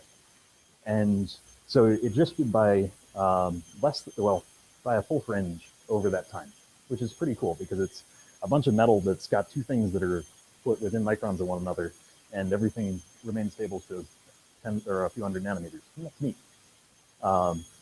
The trouble is that every time you go up and you touch one of these rails, you might lose track of the sign. And I had left determining the sign of everything for late in this game. And then, so I spent the last 2 weeks kind of freaking out, like, oh man, Krishna's totally convinced me I have to care more about the sign than I thought I did. And I can actually show that I'm convinced that I went over the top on this one and not on, so these guys and those guys and these guys, I think all have the same sign, which is cool. But I still don't know the absolute sign. So when I unblind, I'm going to show you this result with the systematic added and subtracted. And if the signal survives both, then it's real. If it doesn't, then I won't make a claim that there's something there. And these things where it looks like it goes crazy, that's when the attractor hits the foil, and which is really nice. You can actually figure out all your timing problems when the attractor hits the foil. Yeah, so that's the slide, and I'm sure I'll be coming back to that one. Just a quick pitch for a Newtonian library that I wrote. You need to be able to figure out what normal gravity does. I don't have time to tell you much about exactly how it works, except to say that it's simple, easy to use, and it works, and you'll be able to grab it off the web if you want it. And it's so simple that the inverse square law is actually right here. There's R times G times M1 times M2 over R cubed, which becomes the inverse square law. And the reason it's great is it's so simple you can audit it. There are a lot of other programs that already do this, but it's hard to check. Whereas here, it's just the force between a bunch of point masses. There's an R over here, and then there's an R cubed over there. Yeah, because I need to get a vector valued thing out at the end. Yeah. Well, at least if the questions are like that, then it's gonna be okay. So now we're gonna get into the part where I'm gonna get more questions, which is the data analysis. So this whole project is completely reproducible. So there's a Git track repository. I'm resolving some licensing stuff right now associated with the GPL, because I'm trying to figure out exactly how I want to license this stuff. But I do want to make it available. If you have a SEMPA GitHub account, you can already jump in and go see the code. It'll be out soon, just as soon as I figure out what's going on licensing-wise. And there's a single command that builds the thesis from raw data to the end. So a while ago, Matt Sternberg and I hit go, and then now there's this thing on the USB stick, and I didn't do anything in between, except we did watch to make sure that nothing broke. You can audit all of it because it's procedural, and it makes it possible to do really hard stuff and make sure that you know it works every time you do it. So what do raw data from this experiment actually look like? So this is actual real unblinded data. This is the first 8,000 seconds of science. And so the attractor position is here, and I can explain the spikes later if you want. Down is closer to the attractor, or to the pendulum. So it moves in blocks of what we call 10 switches, which are then lumped into a cut. And I do all my analysis on these cuts. This is the torque. And so you can see that there's no obvious apparent structure that looks like this up there. So you've already tested the inverse square law by eye by looking at this plot. And then these are the Fourier spectra. So this line out here is my injected gravitational signal. If there were an inverse square law violation, you would see it sort of straight above this guy, which is right in there. And the reason it has funny structure is, of course, this is a Fourier transform thing that's sinusoidal. It's got a lot of structure. When I went to say, okay, Jens, I've got all my analysis together, time for you to check it, I gave him 20 pages of stuff, and he looked at it and said, I don't know how that works. Please give me a flowchart. This is a flowchart, and that's way too complicated for me to explain to you right now. So I'm just going to explain a couple of things. I'll tell you about this filtering thing that I did, which I gave a Monday meeting about, and everybody went to sleep, but I'll give you just one slide. And then I'll talk a lot about how I bootstrapped a bunch of fits, which is essential for you to interpret the unblinding for yourself. So all of our experiments are normally run by you take some data, and then of course it has all kinds of structure from the free pendulum oscillation and drifts and all kinds of stuff. So we normally run a filter through the data that knocks out just the pendulum behavior, take out some linear drift term, and then fit for signs and determine some output value out of all of that complicated stuff. And so that amounts to being a complicated filter. And I opted instead to have one complicated filter whose properties I understood completely. There's sort of two sides of the same coin, but this is that filter.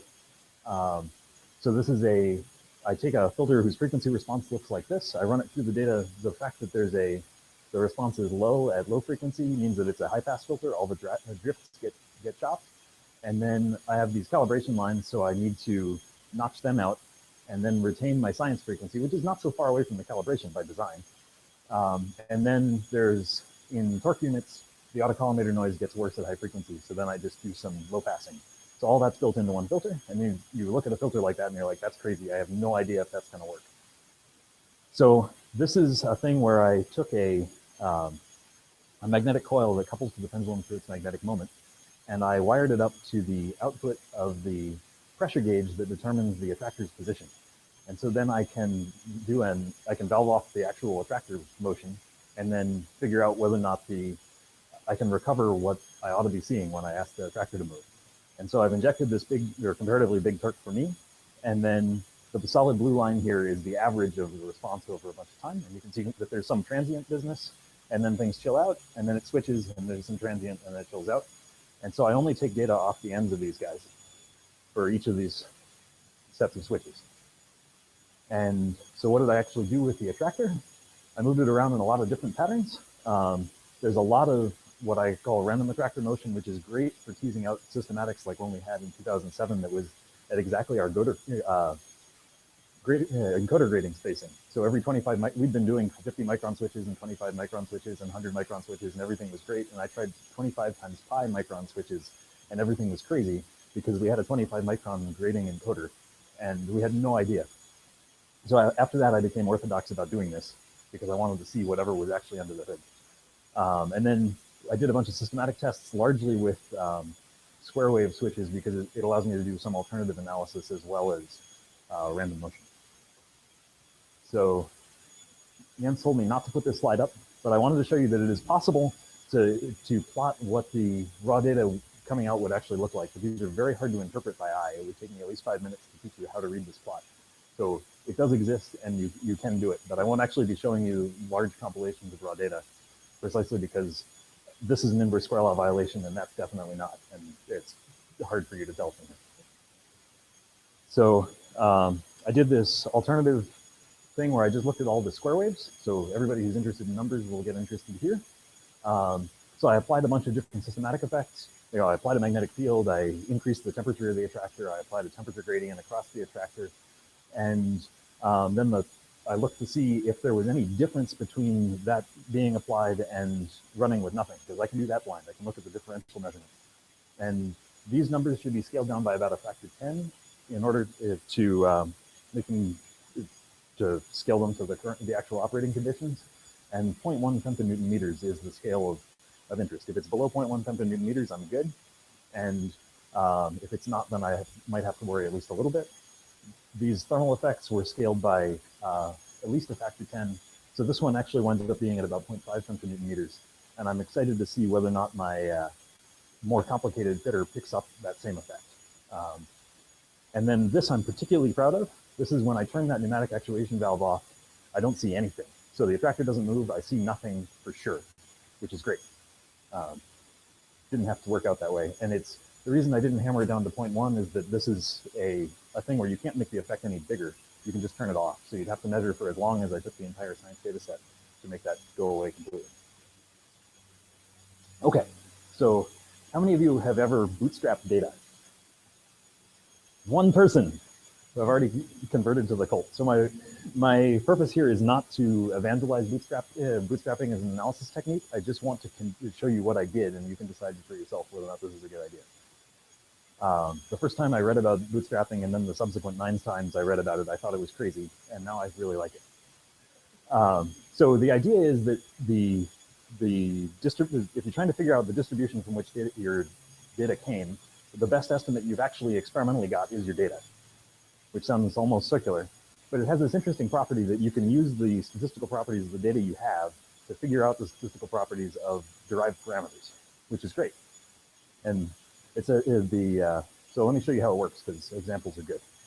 So imagine that I did an experiment where I just measured 7 times, and for some reason, and I believe that these measurements are entirely uncorrelated, but they happen to come out in order. So I don't think this is drift. It's just, it'll help you figure out what I did with the data in the coming slides. And the colors are there because if you want to use colors to track the numbers, that might be easier. So I'm interested in the average of these numbers. So I've got the mean of these guys by symmetry has to be 4. And then I might be interested in the mean and standard deviation of these guys. So I get a number like this. And then you can decide that, so I don't know what this looks like. It might be coming out of a uniform distribution, and I don't know anything about how to do statistics correctly on uniform distributions. Right? I could go look a bunch of stuff up, but I don't really know. So I want to come up with something that's simple that I can try. So I can get out some dice, and I can just make myself a whole new data set by rolling some dice. And every time I roll the dice, I pull another number down until I've generated. So there's been some replacement, and I've got 2 7s and 2 6s, but they're just coming out of this original data set. And then I can compute the mean. That gives me 5.14. And then I can just do this a bunch. So I can just keep generating synthetic data sets, and I can look at their statistical properties. So I can just take each one of these guys, I get a mean, and actually I'm starting to see things like they're starting to repeat and all kinds of stuff. And then I can compute their mean and standard deviation. And so this gives me some sense for if I just iterate over this a bunch of times, like maybe I'll do it 10,000 times, then I'll get some distribution of output parameters. And this is a thing where I feel like I'm, to the extent that my data are an estimator of the whole distribution from which they came, this thing gives me a pretty good sense for what's going on under the hood. So, and here you'll notice that I actually got almost the same answer as by doing it the normal Gaussian way. But let's try something more complicated. So here's the Sempa directory. I just grabbed the lengths of everybody's last name. Here's a histogram. So there are a few more people with longer last names than there shouldn't be anybody with negative last names. So I know it's going to be some funny distribution. And so here's the mean standard deviation. And now I'll just bootstrap it, and I'll get the same game. And they're actually going to kind of agree. And so that's cool. That's actually kind of nice because I've got 2 methods and they're doing about the same thing. But what if I take e to the name of the name length? Is that still going to be the same distribution? I can compute the mean standard deviation. Okay, that's great. But I don't know. I'm not a statistician, and I would be afraid to pick a method and then hang everything on that one method. So do you guys think this is right? Jens thinks it's right. Turns out it's actually pretty close to right. So if I bootstrap the data, I get a similar thing, but you can start to see that there's a tail out here that's starting to get pulled by, if you get too many of the long names into your synthetic data set, it starts to pull the average up. So it's kind of nice these actually wind up being about the same, because I'm about to try to convince you I'm going to do something complicated. Yeah.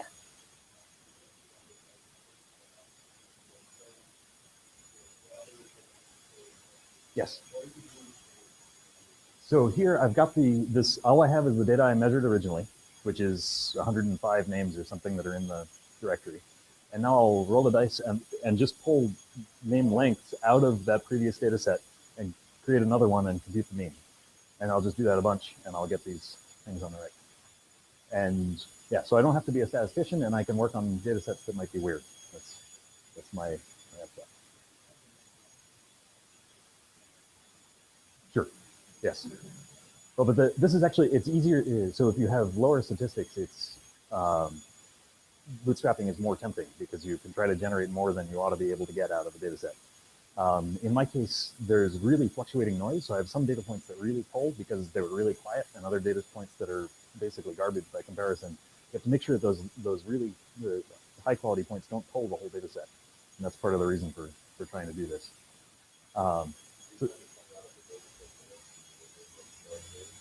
So I'm actually going to. So I'm going to basically take my experimental data. I'm going to compute a fit for science, and then I'm going to bootstrap it and compute a fit, and bootstrap it and compute a fit, and then look at the distribution of fit results to generate what's coming. So I'll get there in another couple slides. So at the very least, I hope this was a simple thing. You've got some dice in your data, and you just do something, and you get some distribution. I claim it's more robust than normal methods against fluctuations. You can use it in statistically really weird situations, like I'm about to do, and you can attack hard systematic errors with this approach. It's hard for you to check if I did it right. It's really hard. So if you're reading a paper, I'm like, I pulled out the bootstrap. That's great. It's hard to look. So that's part of why I'm sharing everything that I've done, is that way you can go and check it if you want. It's computationally hard, and I think that's why people weren't doing it in the 1600s. And you have to be careful that your pretty histograms don't lead you astray, because you can generate an almost arbitrarily pretty histogram by bootstrapping more. So how do I use this? One of the things that I can generate is what I call the arbitrary fit. So I generate what you really want out of the measurement, which is the force law. What is the gravitational force as a function of attractor position? That's exactly the thing that you actually want, because you can hand it to a theorist and say, this is what happened, what do you think? Instead of like, here's my parameterization and I have some result. And so this is real uncertainties on simulated data. And so these points are all fits to a piecewise linear model. So it's physics model independent.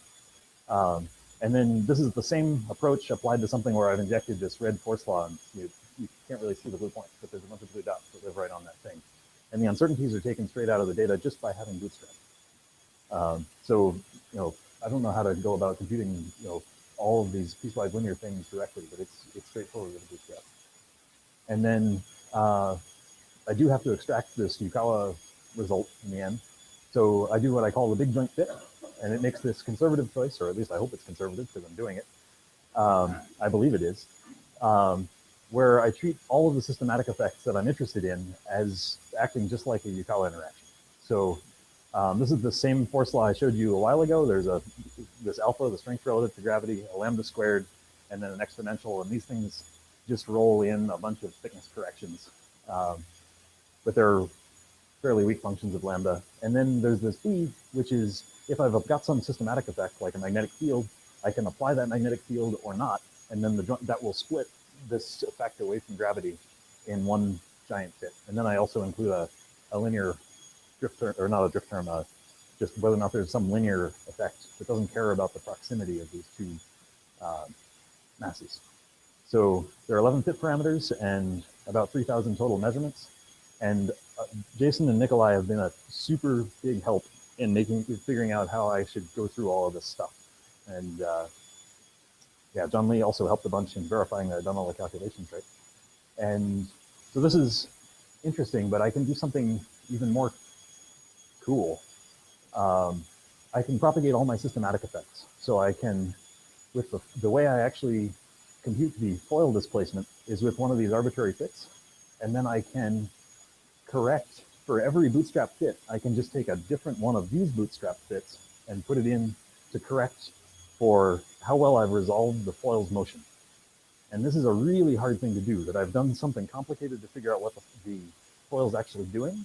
And then I need to take that uncertainty and propagate it forward to make sure that if there's too much uncertainty in this, it needs to blow up my overall uncertainty. And I could never do this if I didn't have this technique. And then there's also the fact that I have some systematic position error, that I don't know exactly how close things are together, and there's statistical and systematic noise. And it's for every bootstrap of the fit, I can just displace them by some random amount that's the size of my systematic error. And I don't know how many of you guys have done horizontal error bars in a fit, but it's hard. And to do systematic horizontal error bars is even harder. And this just does it, which is great.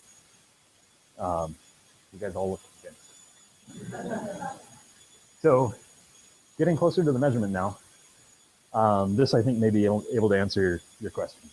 So this is what the raw outputs of my fit will look like. So I'm interested in results in the alpha lambda plane, and there's all the plots I've shown you before were the absolute value of alpha, because we don't know whether gravity should be stronger or weaker, and if you want to compare experiments with one plot, you should just use the absolute value, as long as nobody sees anything.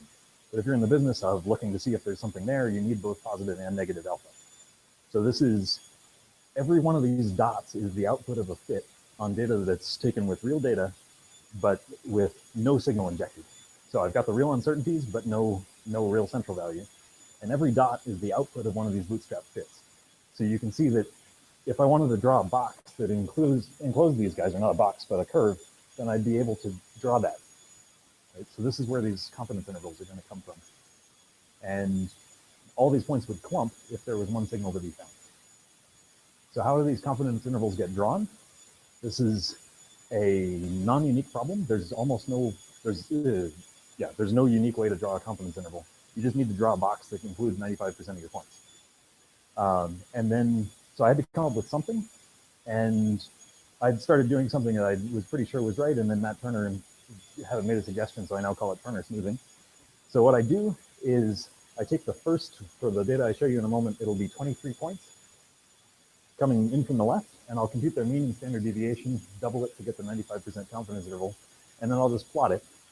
And then I'll drop the first one out and pick up the 24th, and I'll just scoot this window along, and I'll keep recomputing. And then I don't know whether I should use the front edge or the back edge of that interval to make a plot. So I do both. The kind of magenta thing here is using the left edge, the light blue is using the right edge. And so if something's excluded by both, then it's definitely excluded. If it's included by both, it's definitely included, which is the white stuff. And if it's excluded by one, I can't tell. So I actually have a confidence interval on my confidence interval, which no one ever has, which is cool. Because then and these will just get better the more fits I make, because it reduces the discrepancy horizontally as you get more and more points. And this is a plot that actually gave me a bunch of heartburn when I was trying to put together stuff for the APS meeting. It's an injection with nothing, but it's weakly favoring one side. So it's almost 2 sigma. It just fluctuated that way when I injected simulated data, that it's starting to kind of pick up something. So that's why it's hopping across 0, which looks weird if you're used to looking at absolute value of alpha plots, and starting to say, hey, this is kind of maybe a thing. You should probably keep bootstrapping and see whether or not there's stuff there before you make a nice curve. And so the expected sensitivity I get, we'll find out what I actually get in a moment, but this is roughly what I think I'm going to get. So if I'm optimistic, I might do as well as the yellow. If I'm really conservative, I might do as well as the green, and we'll find out. Oh, so yellow, it's basically this window, and then there's a few spots right in here where the yellow sort of gets just inside the green. So you can take that whole band as your confidence band, and you'll get the same interpretation. Yeah, well, if there's a signal, then sure, but this is sensitivity. Whether there's signal or not is a separate question. Okay, so some quick mini conclusions. I'm doing. Oh, this is great. Apologize, things are too fast. So a couple of lessons learned. I actually have a huge list of them. You can look at my book, which is coming out very soon. And there's also a computer program. You can check it out too. And the computer program writes the book. So you just get the computer program and write the book. But so measuring a force law is really hard compared to measuring one parameter. And in particular, in this plot, this is varying this is 4 orders of magnitude by going less than an order of magnitude here. So this is basically a different experiment at every length scale. And it's really hard to figure out which systematics matter where in space. It's really, really tough. So I really don't want to do that again. I'll do this experiment again, but I'd really rather measure things where I've got like one number and I can write down an error budget, and everything will be nice and simple, and I don't have to spend years making something complicated. Most short-range experiments don't have an error budget, and that includes us. That because these things are so dependent on lambda, there's not something that really tells you exactly what the biggest problem at this scale or that scale is. So you really feel like you're flying blind a lot of the time. That's the reason that I've been pushing on an experiment where I knew I had a problem with this contact potential. And I said, fine, I'm just going to do it all the way to the end and really find out where all the problems are. We also thought we could just jump in and we've got all the signal in the world in this really null geometry. We're just going to go do it and it's going to be great. And we really should have realized that wasn't working pretty quickly, and then switched over to a campaign where we started to just delivering, sure, it's a terrible result, but we can iterate on this thing over and over and over again and walk in on the best result instead of really trying to get the best result out of one instrument fast. And then from a sort of social standpoint, going blind was tough because this group is really, really great at banging out fabulous results that aren't blind. And if you're, it's basically like, imagine you're like a small island nation and the British currently rule the place and you want to get rid of the British. And you look around at your team and the only person on your team is Gandhi. So then you can go start the Boston Tea Party and run your big insurgency, but Gandhi is going to be like, I'm in favor of what you're doing, but I don't think that's a good idea, and I can't help you with that. So whatever I do next with this stuff, whatever we're doing, I want to be on the same team, because otherwise it's not going to be nearly as fast. So some steps forward. There's it's easy for me to fix this contact potential voltage. It's easy for me to realign stuff. I can do that, and in time scales of less than a year, I can generate a similar result because I have all the code. I just pour everything through, run it again, and I get another result. We can switch to a new pendulum and a new attractor, and that'll get us better results, and it might also kill this battery problem. And it would be really nice to interleave the systematic tests. I don't know if you saw that. I took a bunch of science data, and then I did all my systematic stuff. And you have to believe that it's the same instrument over that time. So that's a thing that for at least some of the systematics, I could, add a B field, turn a B field off, do the science thing, change all kinds of different parameters on the fly.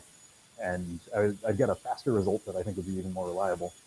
And then in order to resolve this interferometer sign problem, I'd love to have something that continuously injects a little offset to the interferometer tip that would let me track the sign the whole time. Okay, on analysis. Let me hop onto my soapbox for a second. So almost everybody, what's up? Oh, we're just getting started. So this is my only real soapbox slide, I think, maybe not. To me, I feel like in our whole field, we all are looking for stuff beyond the standard model. More than a third of the people in the room here, probably everybody, is doing null tests. So whether you're looking for axions, you're looking for some variation in G-2, you're looking for double beta decay, you're looking for all kinds of stuff. And none of those things are immediately expected to happen. So if you measure and you perform a great experiment, you can really demonstrate that it's really sensitive and you get nothing. Everybody thinks that's great. And if instead, if I were to unblind today and I resolve a signal at 100 sigma at 100 microns, there's a big fat signal in there, you're going to think I'm wrong. You might be right. But this is a problem because it really drives us to measure zero, because that's really safe. I can get a great job if I give you a great result right now. And I absolutely could have given you a beautiful looking result. But I want to actually find out what's really in there. So I don't have any social fixes for this, but I can technically fix some stuff. So I think you should do blind experiments, because then you don't know what you're doing. And it factors execution from interpretation, which I think is really key. And then you guys are helping with the next part, because people tend to say that, well, you did a blind experiment, that's great, but what are you going to do when you're done? And because you found some problem, you're going to go fix it, everything's going to be, you'll be able to figure out what's going on. And I think that's why you should unblind stuff in public. That gives you the error bar on the experiment. It's helpful to do things in an automated way, because if there is a problem, you can just fix that one problem. I've distributed to you every way that you need to do, or everything you need to reanalyze my experiment. So then if you're like, oh, I got this temperature thing wrong, you can fix that and you can decide what I've got this whole measurement. You can use all of it and then fix that one piece. And so I hope I can convince you that you can do blind null tests that are hard. And socially, we can also emphasize proper execution of an experiment. You can make a correct error budget for every systematic you know about. That is a thing that is possible. You can't guaranteed think of every systematic, but you can enumerate all the ones you know about and characterize them correctly. And we can definitely ask for that of people and proper documentation so you can figure out what they actually did. Okay, off the soapbox. What did we actually do? This blind is a terrible way to blind an experiment. So, but it's the only thing that I could figure out how to do. I thought about it for years. And basically what I did is I didn't look at the data. And that's a scary thing to do because pretty much with a torsion balance, your best indicator whether or not the balance is healthy is to look at the data. And so I actually went back and looked at my logbooks over the last week or so, and I actually knew more than I thought I did the whole time I've been analyzing. I did actually spend some time looking at data and doing a little bit of data analysis, but I didn't have my like fully tuned up data analysis software. While I was writing the code that does the blinding and unblinding, I had a bug that showed me the real data for a little while. And I kept like, I'm injecting stuff and nothing's changing. What's going on?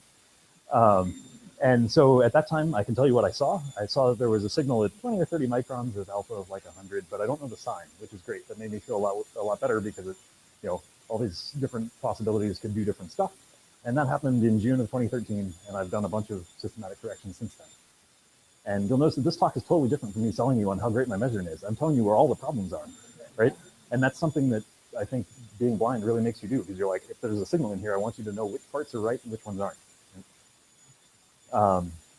And so at the APS meeting, Dave Newell asked me, so when you see you open up the box, what are you going to do? And that discussion led to the idea that, like, I think every blind experiment should write down before they unblind what they think and what it's going to mean.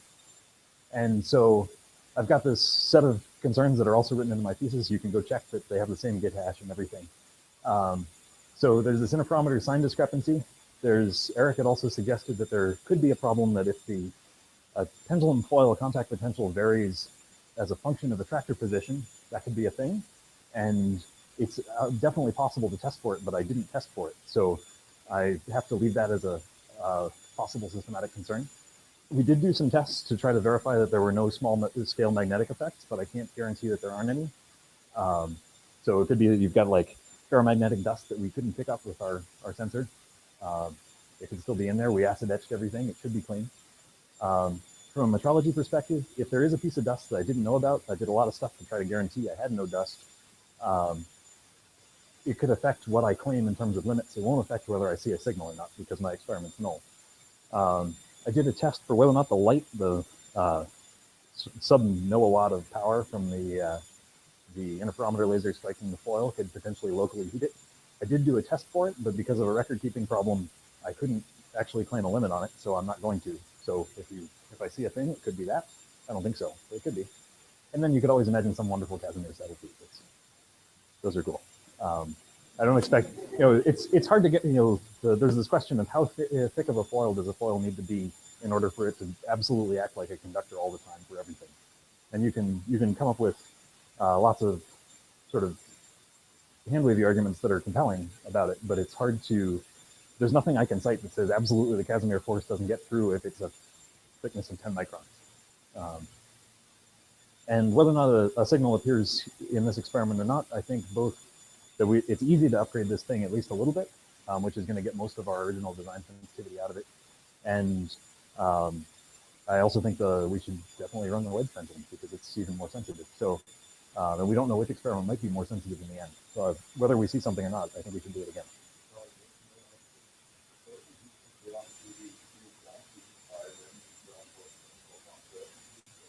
For this, I didn't. I sort of regard this as the squishy qualitative part of the, because you can write up an error budget, but then, if you're talking with your experimentalist friends about it, you're like, oh yeah, there was that like thing.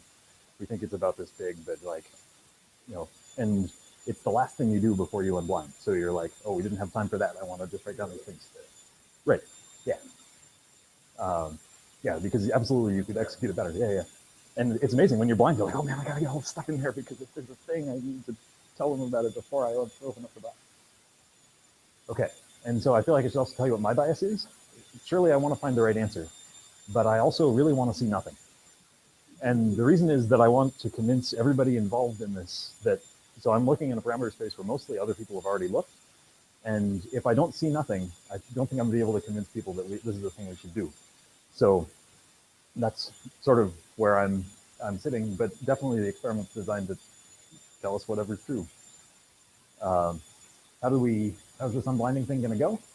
So all I did was I had been simulating my results with, I would compute the torque stuff all the way up until I could pick off the uncertainties per cut, and then I would inject fake data after that and do all my studies from there. And so I just flipped the switch that says now we'll let real data flow through that pipeline and we'll see what happens. So this started on April 24th because these fits are, there's a bunch of simulated annealing and the method I have to use is slow. So it's been running for a while. It finished on, I guess, a little more than a day ago. And you can go look, there's a tweet that has the hash of the git commit from when this was the last thing that we used. And then we had to tweak a thing in order to make it actually run. So then there's a second hash. And we also had to compute the SHA sum of the entire data because there's no way to include a hash into a thing whose hash you later need by definition. So we had to do that. And then we've monitored it daily just to make sure that it wasn't crashing and that Matt Sternberg has looked to make sure that there's nothing totally crazy. There's no nans, there's no imps. The systematic behavior is not stupid. And so far as I know, nobody's seen the gravity channel. So,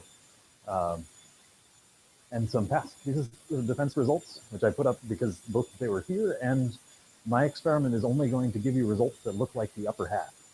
So it's the fit is designed to find a thing if there's a thing to find. And so both Dan Kapner and Ted Cook resolved signals at the time of their thesis defense, and they were still able to get limits out that look like these, because while there's a signal resolved there, you can also place limits at other lengths. And whereas my thing is really designed, if there's a thing, I'm going to give it to you, and I'm not going to tell you anything else because I found a thing. So, and this result went away because we later found that there was a bent pendulum that was just a little curved, which is enough to make a signal like this. And the signal that Ted sees is way out at scales. So that pendulum is about this big, and this is comparable to the size of the pendulum. So it's very far away. If you're, and it's much better tested by other experiments. So if there's something out there, like this wasn't what that experiment was designed to measure. But I just put these there because if I see a thing, it's because I'm gonna clump in there. I might still be able to extract some other result by some other statistical method. On this plot, so I'm going to, if you compare with these guys, I expect to, at best, just match Dan, which is this solid curve. And I apologize that these, I guess the horizontal axes are the same. And so then I have to teach you what does it look like if I see a signal and what does it look like if I don't. So this is what it looks like if I don't. This is the same plot I showed you before. This is something where I've injected a bunch of stuff, or I've injected nothing with real uncertainties. And then when I unblind, if I show you, if there is a signal, it'll look like that. And you're like, there's no points on that thing. He's been talking about dots. That's because I had a plotting error, which I've since fixed. And so I'll have to fill a little bit with some code if there's absolutely no dots apparent on the thing. And then you can see that there's some clump where I've injected a signal and I can exactly recover it. The confidence interval software doesn't do a great job when it has nothing to find, or when the range over which it sets limits has trouble. So the fact that these guys are scattered around is just a plotting artifact that I can fix. But so the distribution of the dots is the thing you really want to watch. The confidence intervals are things that I can easily improve with more computation time. Okay. So this is the part where you get to ask me anything you want to find out about what I think, or anything about the measurement you want to know before you find out what the answer is. Yes. Yes. So basically the first explanation is if you put your face on a wall, it sure looks infinite. And then seriously, I'm looking for information at scales of 100 microns on a thing that's 75 millimeters in diameter. So the aspect ratio there is big. The other effect is that this attractor, so this is the dummy attractor that had a vacuum baking problem, is the gravitational field from it is really quite uniform. If you have a ring and you look at the gravitational field near a ring, the error is all linear to the extent that there's an error. There are higher harmonics, but they happen at much larger displacements, or if you're offset horizontally by a lot. So it's basically, I look for the deviation from linearity, because I'm looking for something that turns on and it's new when I'm close and not new when I'm far. So that's the reason I fit for a linear term in addition to the science I'm actually looking for. Anything else you want to know, or you just want to find out what's in this PDF file? Okay. What am I doing? I'm not too far. All right, so let's see what happens. And so far as I know, I have not been alone with this data ever.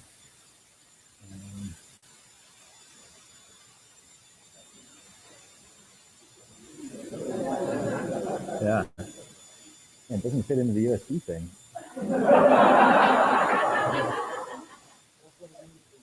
Yeah, let's try the other side. There we go.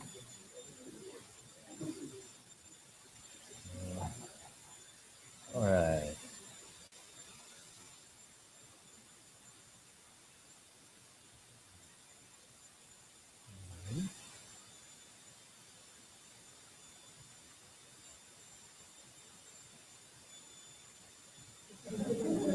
Sometimes it auto mounts, sometimes it doesn't. I'm still figuring this computer out. I don't know. Doesn't work.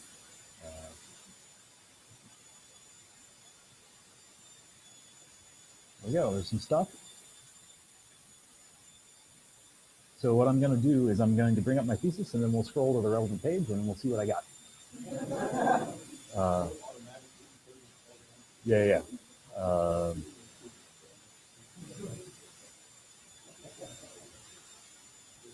Okay. So this is actually the last. If you were to compare this commit with the other commit, you get the same number, I think. And so what I'm going to show you is I'll show you both the signal with the interferometer added and subtracted, and you should look at the difference. You shouldn't just take any one.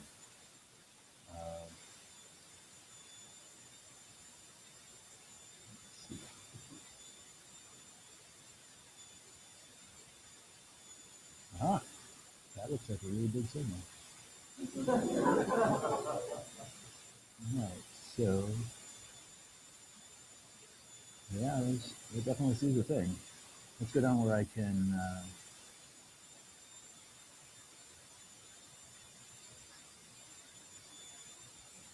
It's going to give me the test. So this is what these raw data plots look like. And so this is with the spoil signal subtracted, but there's going to be a signal there the whole time. So it's definitely seeing a signal that's really big. Well, that's what I get. And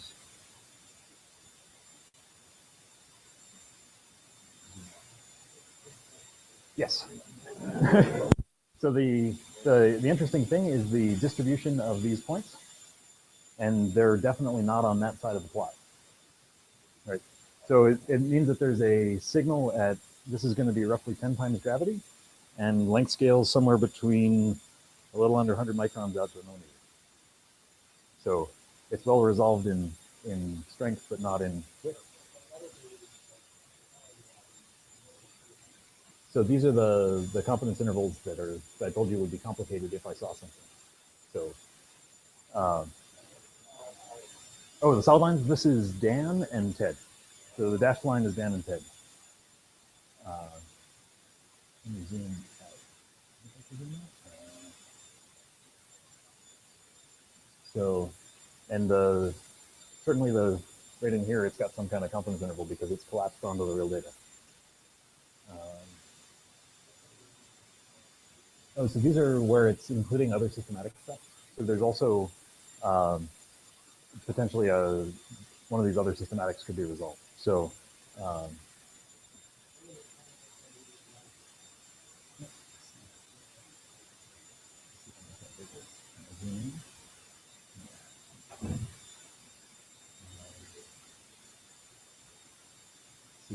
so I'll go down to where it's just a pure gravity plot because then it's easier to see. But it definitely favors the signal. And we can go look and see whether or not there's something on the opposite side, but I'm going to guess it's still there. So this is a systematically subtracted. This is what you get if the systematic is not subtracted, but it's going to look the same because it's big. And then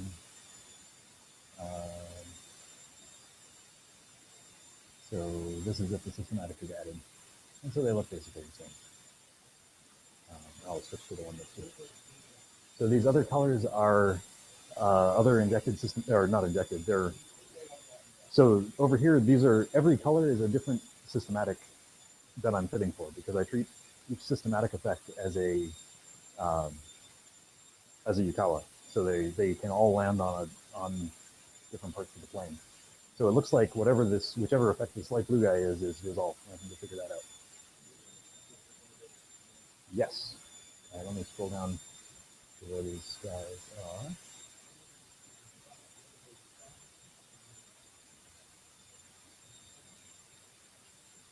Oh, so this is you can think of it as they're showing up at different if they're being resolved in different places, just like a Yukawa would be.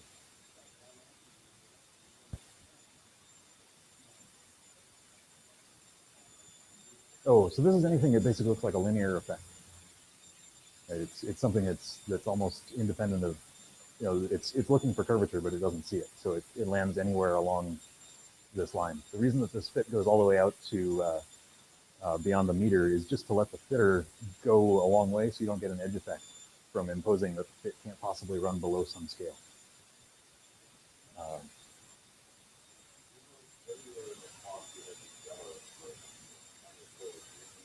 Yes. Yep. Mm-hmm. Yep. Having trouble in terms of sensitivity? Yeah.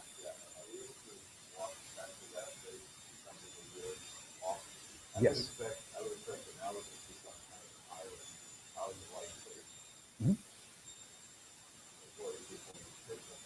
Yes. Mm-hmm. Like that. So I'll take you back over to that summary plot in a second. The important lines will be this dashed line and this solid black line. These are the benchmarks. Yep. Yep. So, yeah. Yeah. Yes. Absolutely. So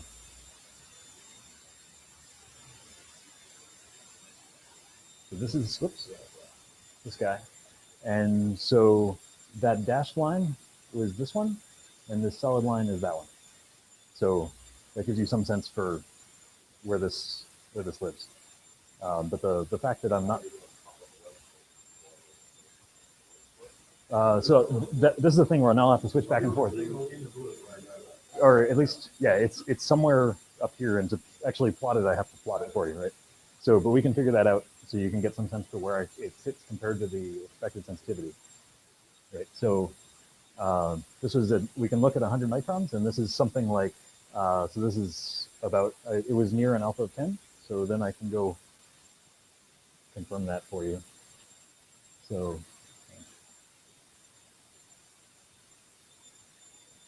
these dots all land. I can't put my in the middle of the screen, right?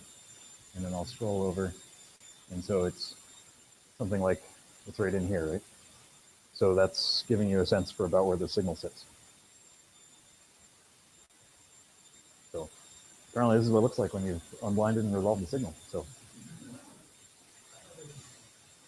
So that depends a lot on the character of how the attractor is moved. The signal that I showed you that was super well clumped was injected at a factor 10 bigger than this resolved signal. So you can do an even better job of characterizing its distance. When you first start to see a signal like this, it looks like a banana. And then you start, by doing other experiments, being able to lop the ends of the banana off until you get the actual thing. So, and which thing do I think it is? Yeah, that's a great question. Let's see, that was in here. If I had to pick one of these guys,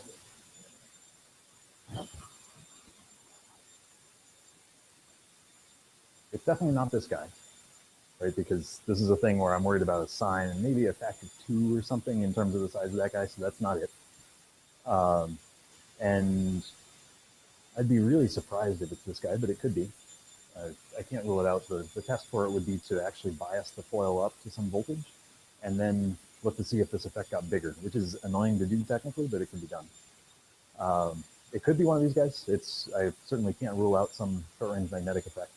I mean, we've constrained it as best we can, but we could definitely do better. We didn't put it onto our rotating magnetic test apparatus, for example. I'd be surprised if it were this guy. If it's a dust thing, that doesn't affect whether or not there is a signal. It just affects where it lives. So that would just say that I'd gotten the distance wrong. But because it's a null test, I shouldn't see, if there's a thing, there's a thing. If it's resolved, it's just where it lives. That would be a big piece of dust. It'd be 2 hairs diameter. It'd be like when I took the experiment apart, something should have fallen out.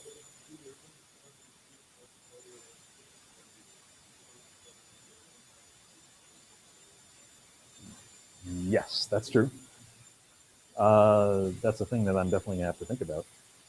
So it does look like this thing is well resolved too. There's almost no light blue dots on the opposite side. Yeah.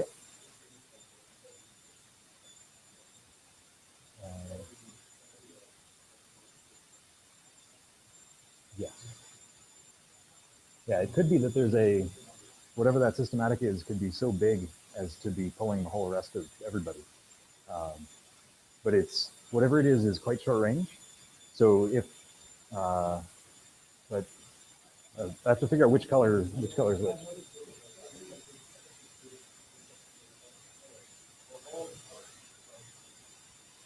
Yes.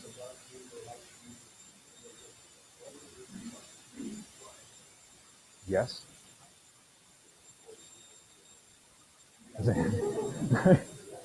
Yep.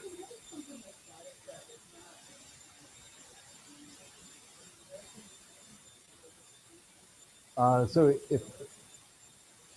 the thing that I can do, since if we want to go find out what this guy looks like, is to go look at the force law that I extract instead of the color, which doesn't include the systematic effects, because there's no easy way in with this green stuff. I apologize for continuing to hit no on this. I just don't know what happens when I hit yes. That's true. All right, I'll do that next time it comes up. Let's see. Yes.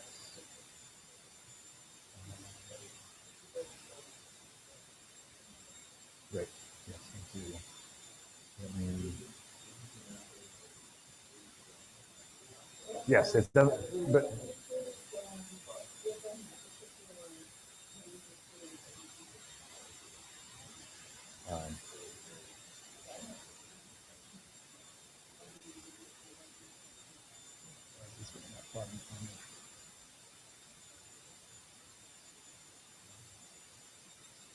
There ought to be some pieces up here. Yeah, it's super blind. So what I want is just above this. All right, so this ought to give some kind of a sense for the. Oh, that's so cool.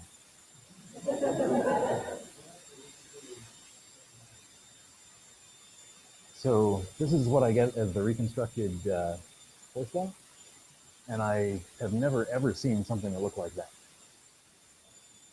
So this is almost certainly some glitch that's showed up in one set of data that's really pulling it.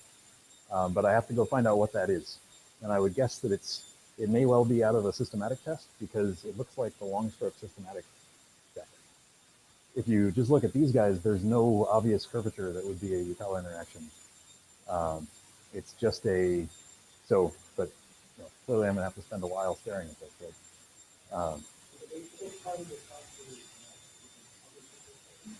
So I'm absolutely going to at least state that this is what I did and this is what I got, and then after that, I've told you exactly what the entire construction of the entire analysis was when I unblinded, and that can't change, and you guys can trivially hold me to that. This is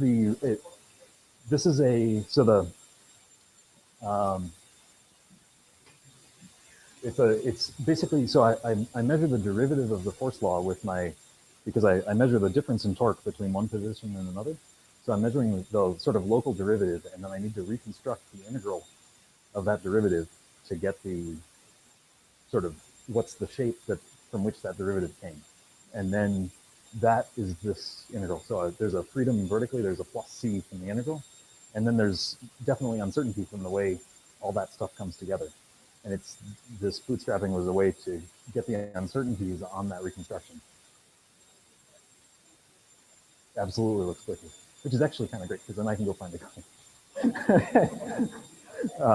But the because there this I'm having seeing something like that makes me feel like I can go find a cause, and then I can say, you know, you do this thing and you get this other limit. But absolutely, when I unblinded, this is what I got.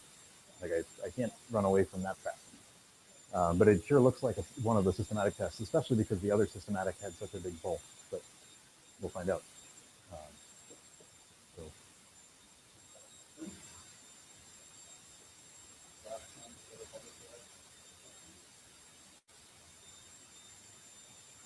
Another question. Well, you were right. We got a signal.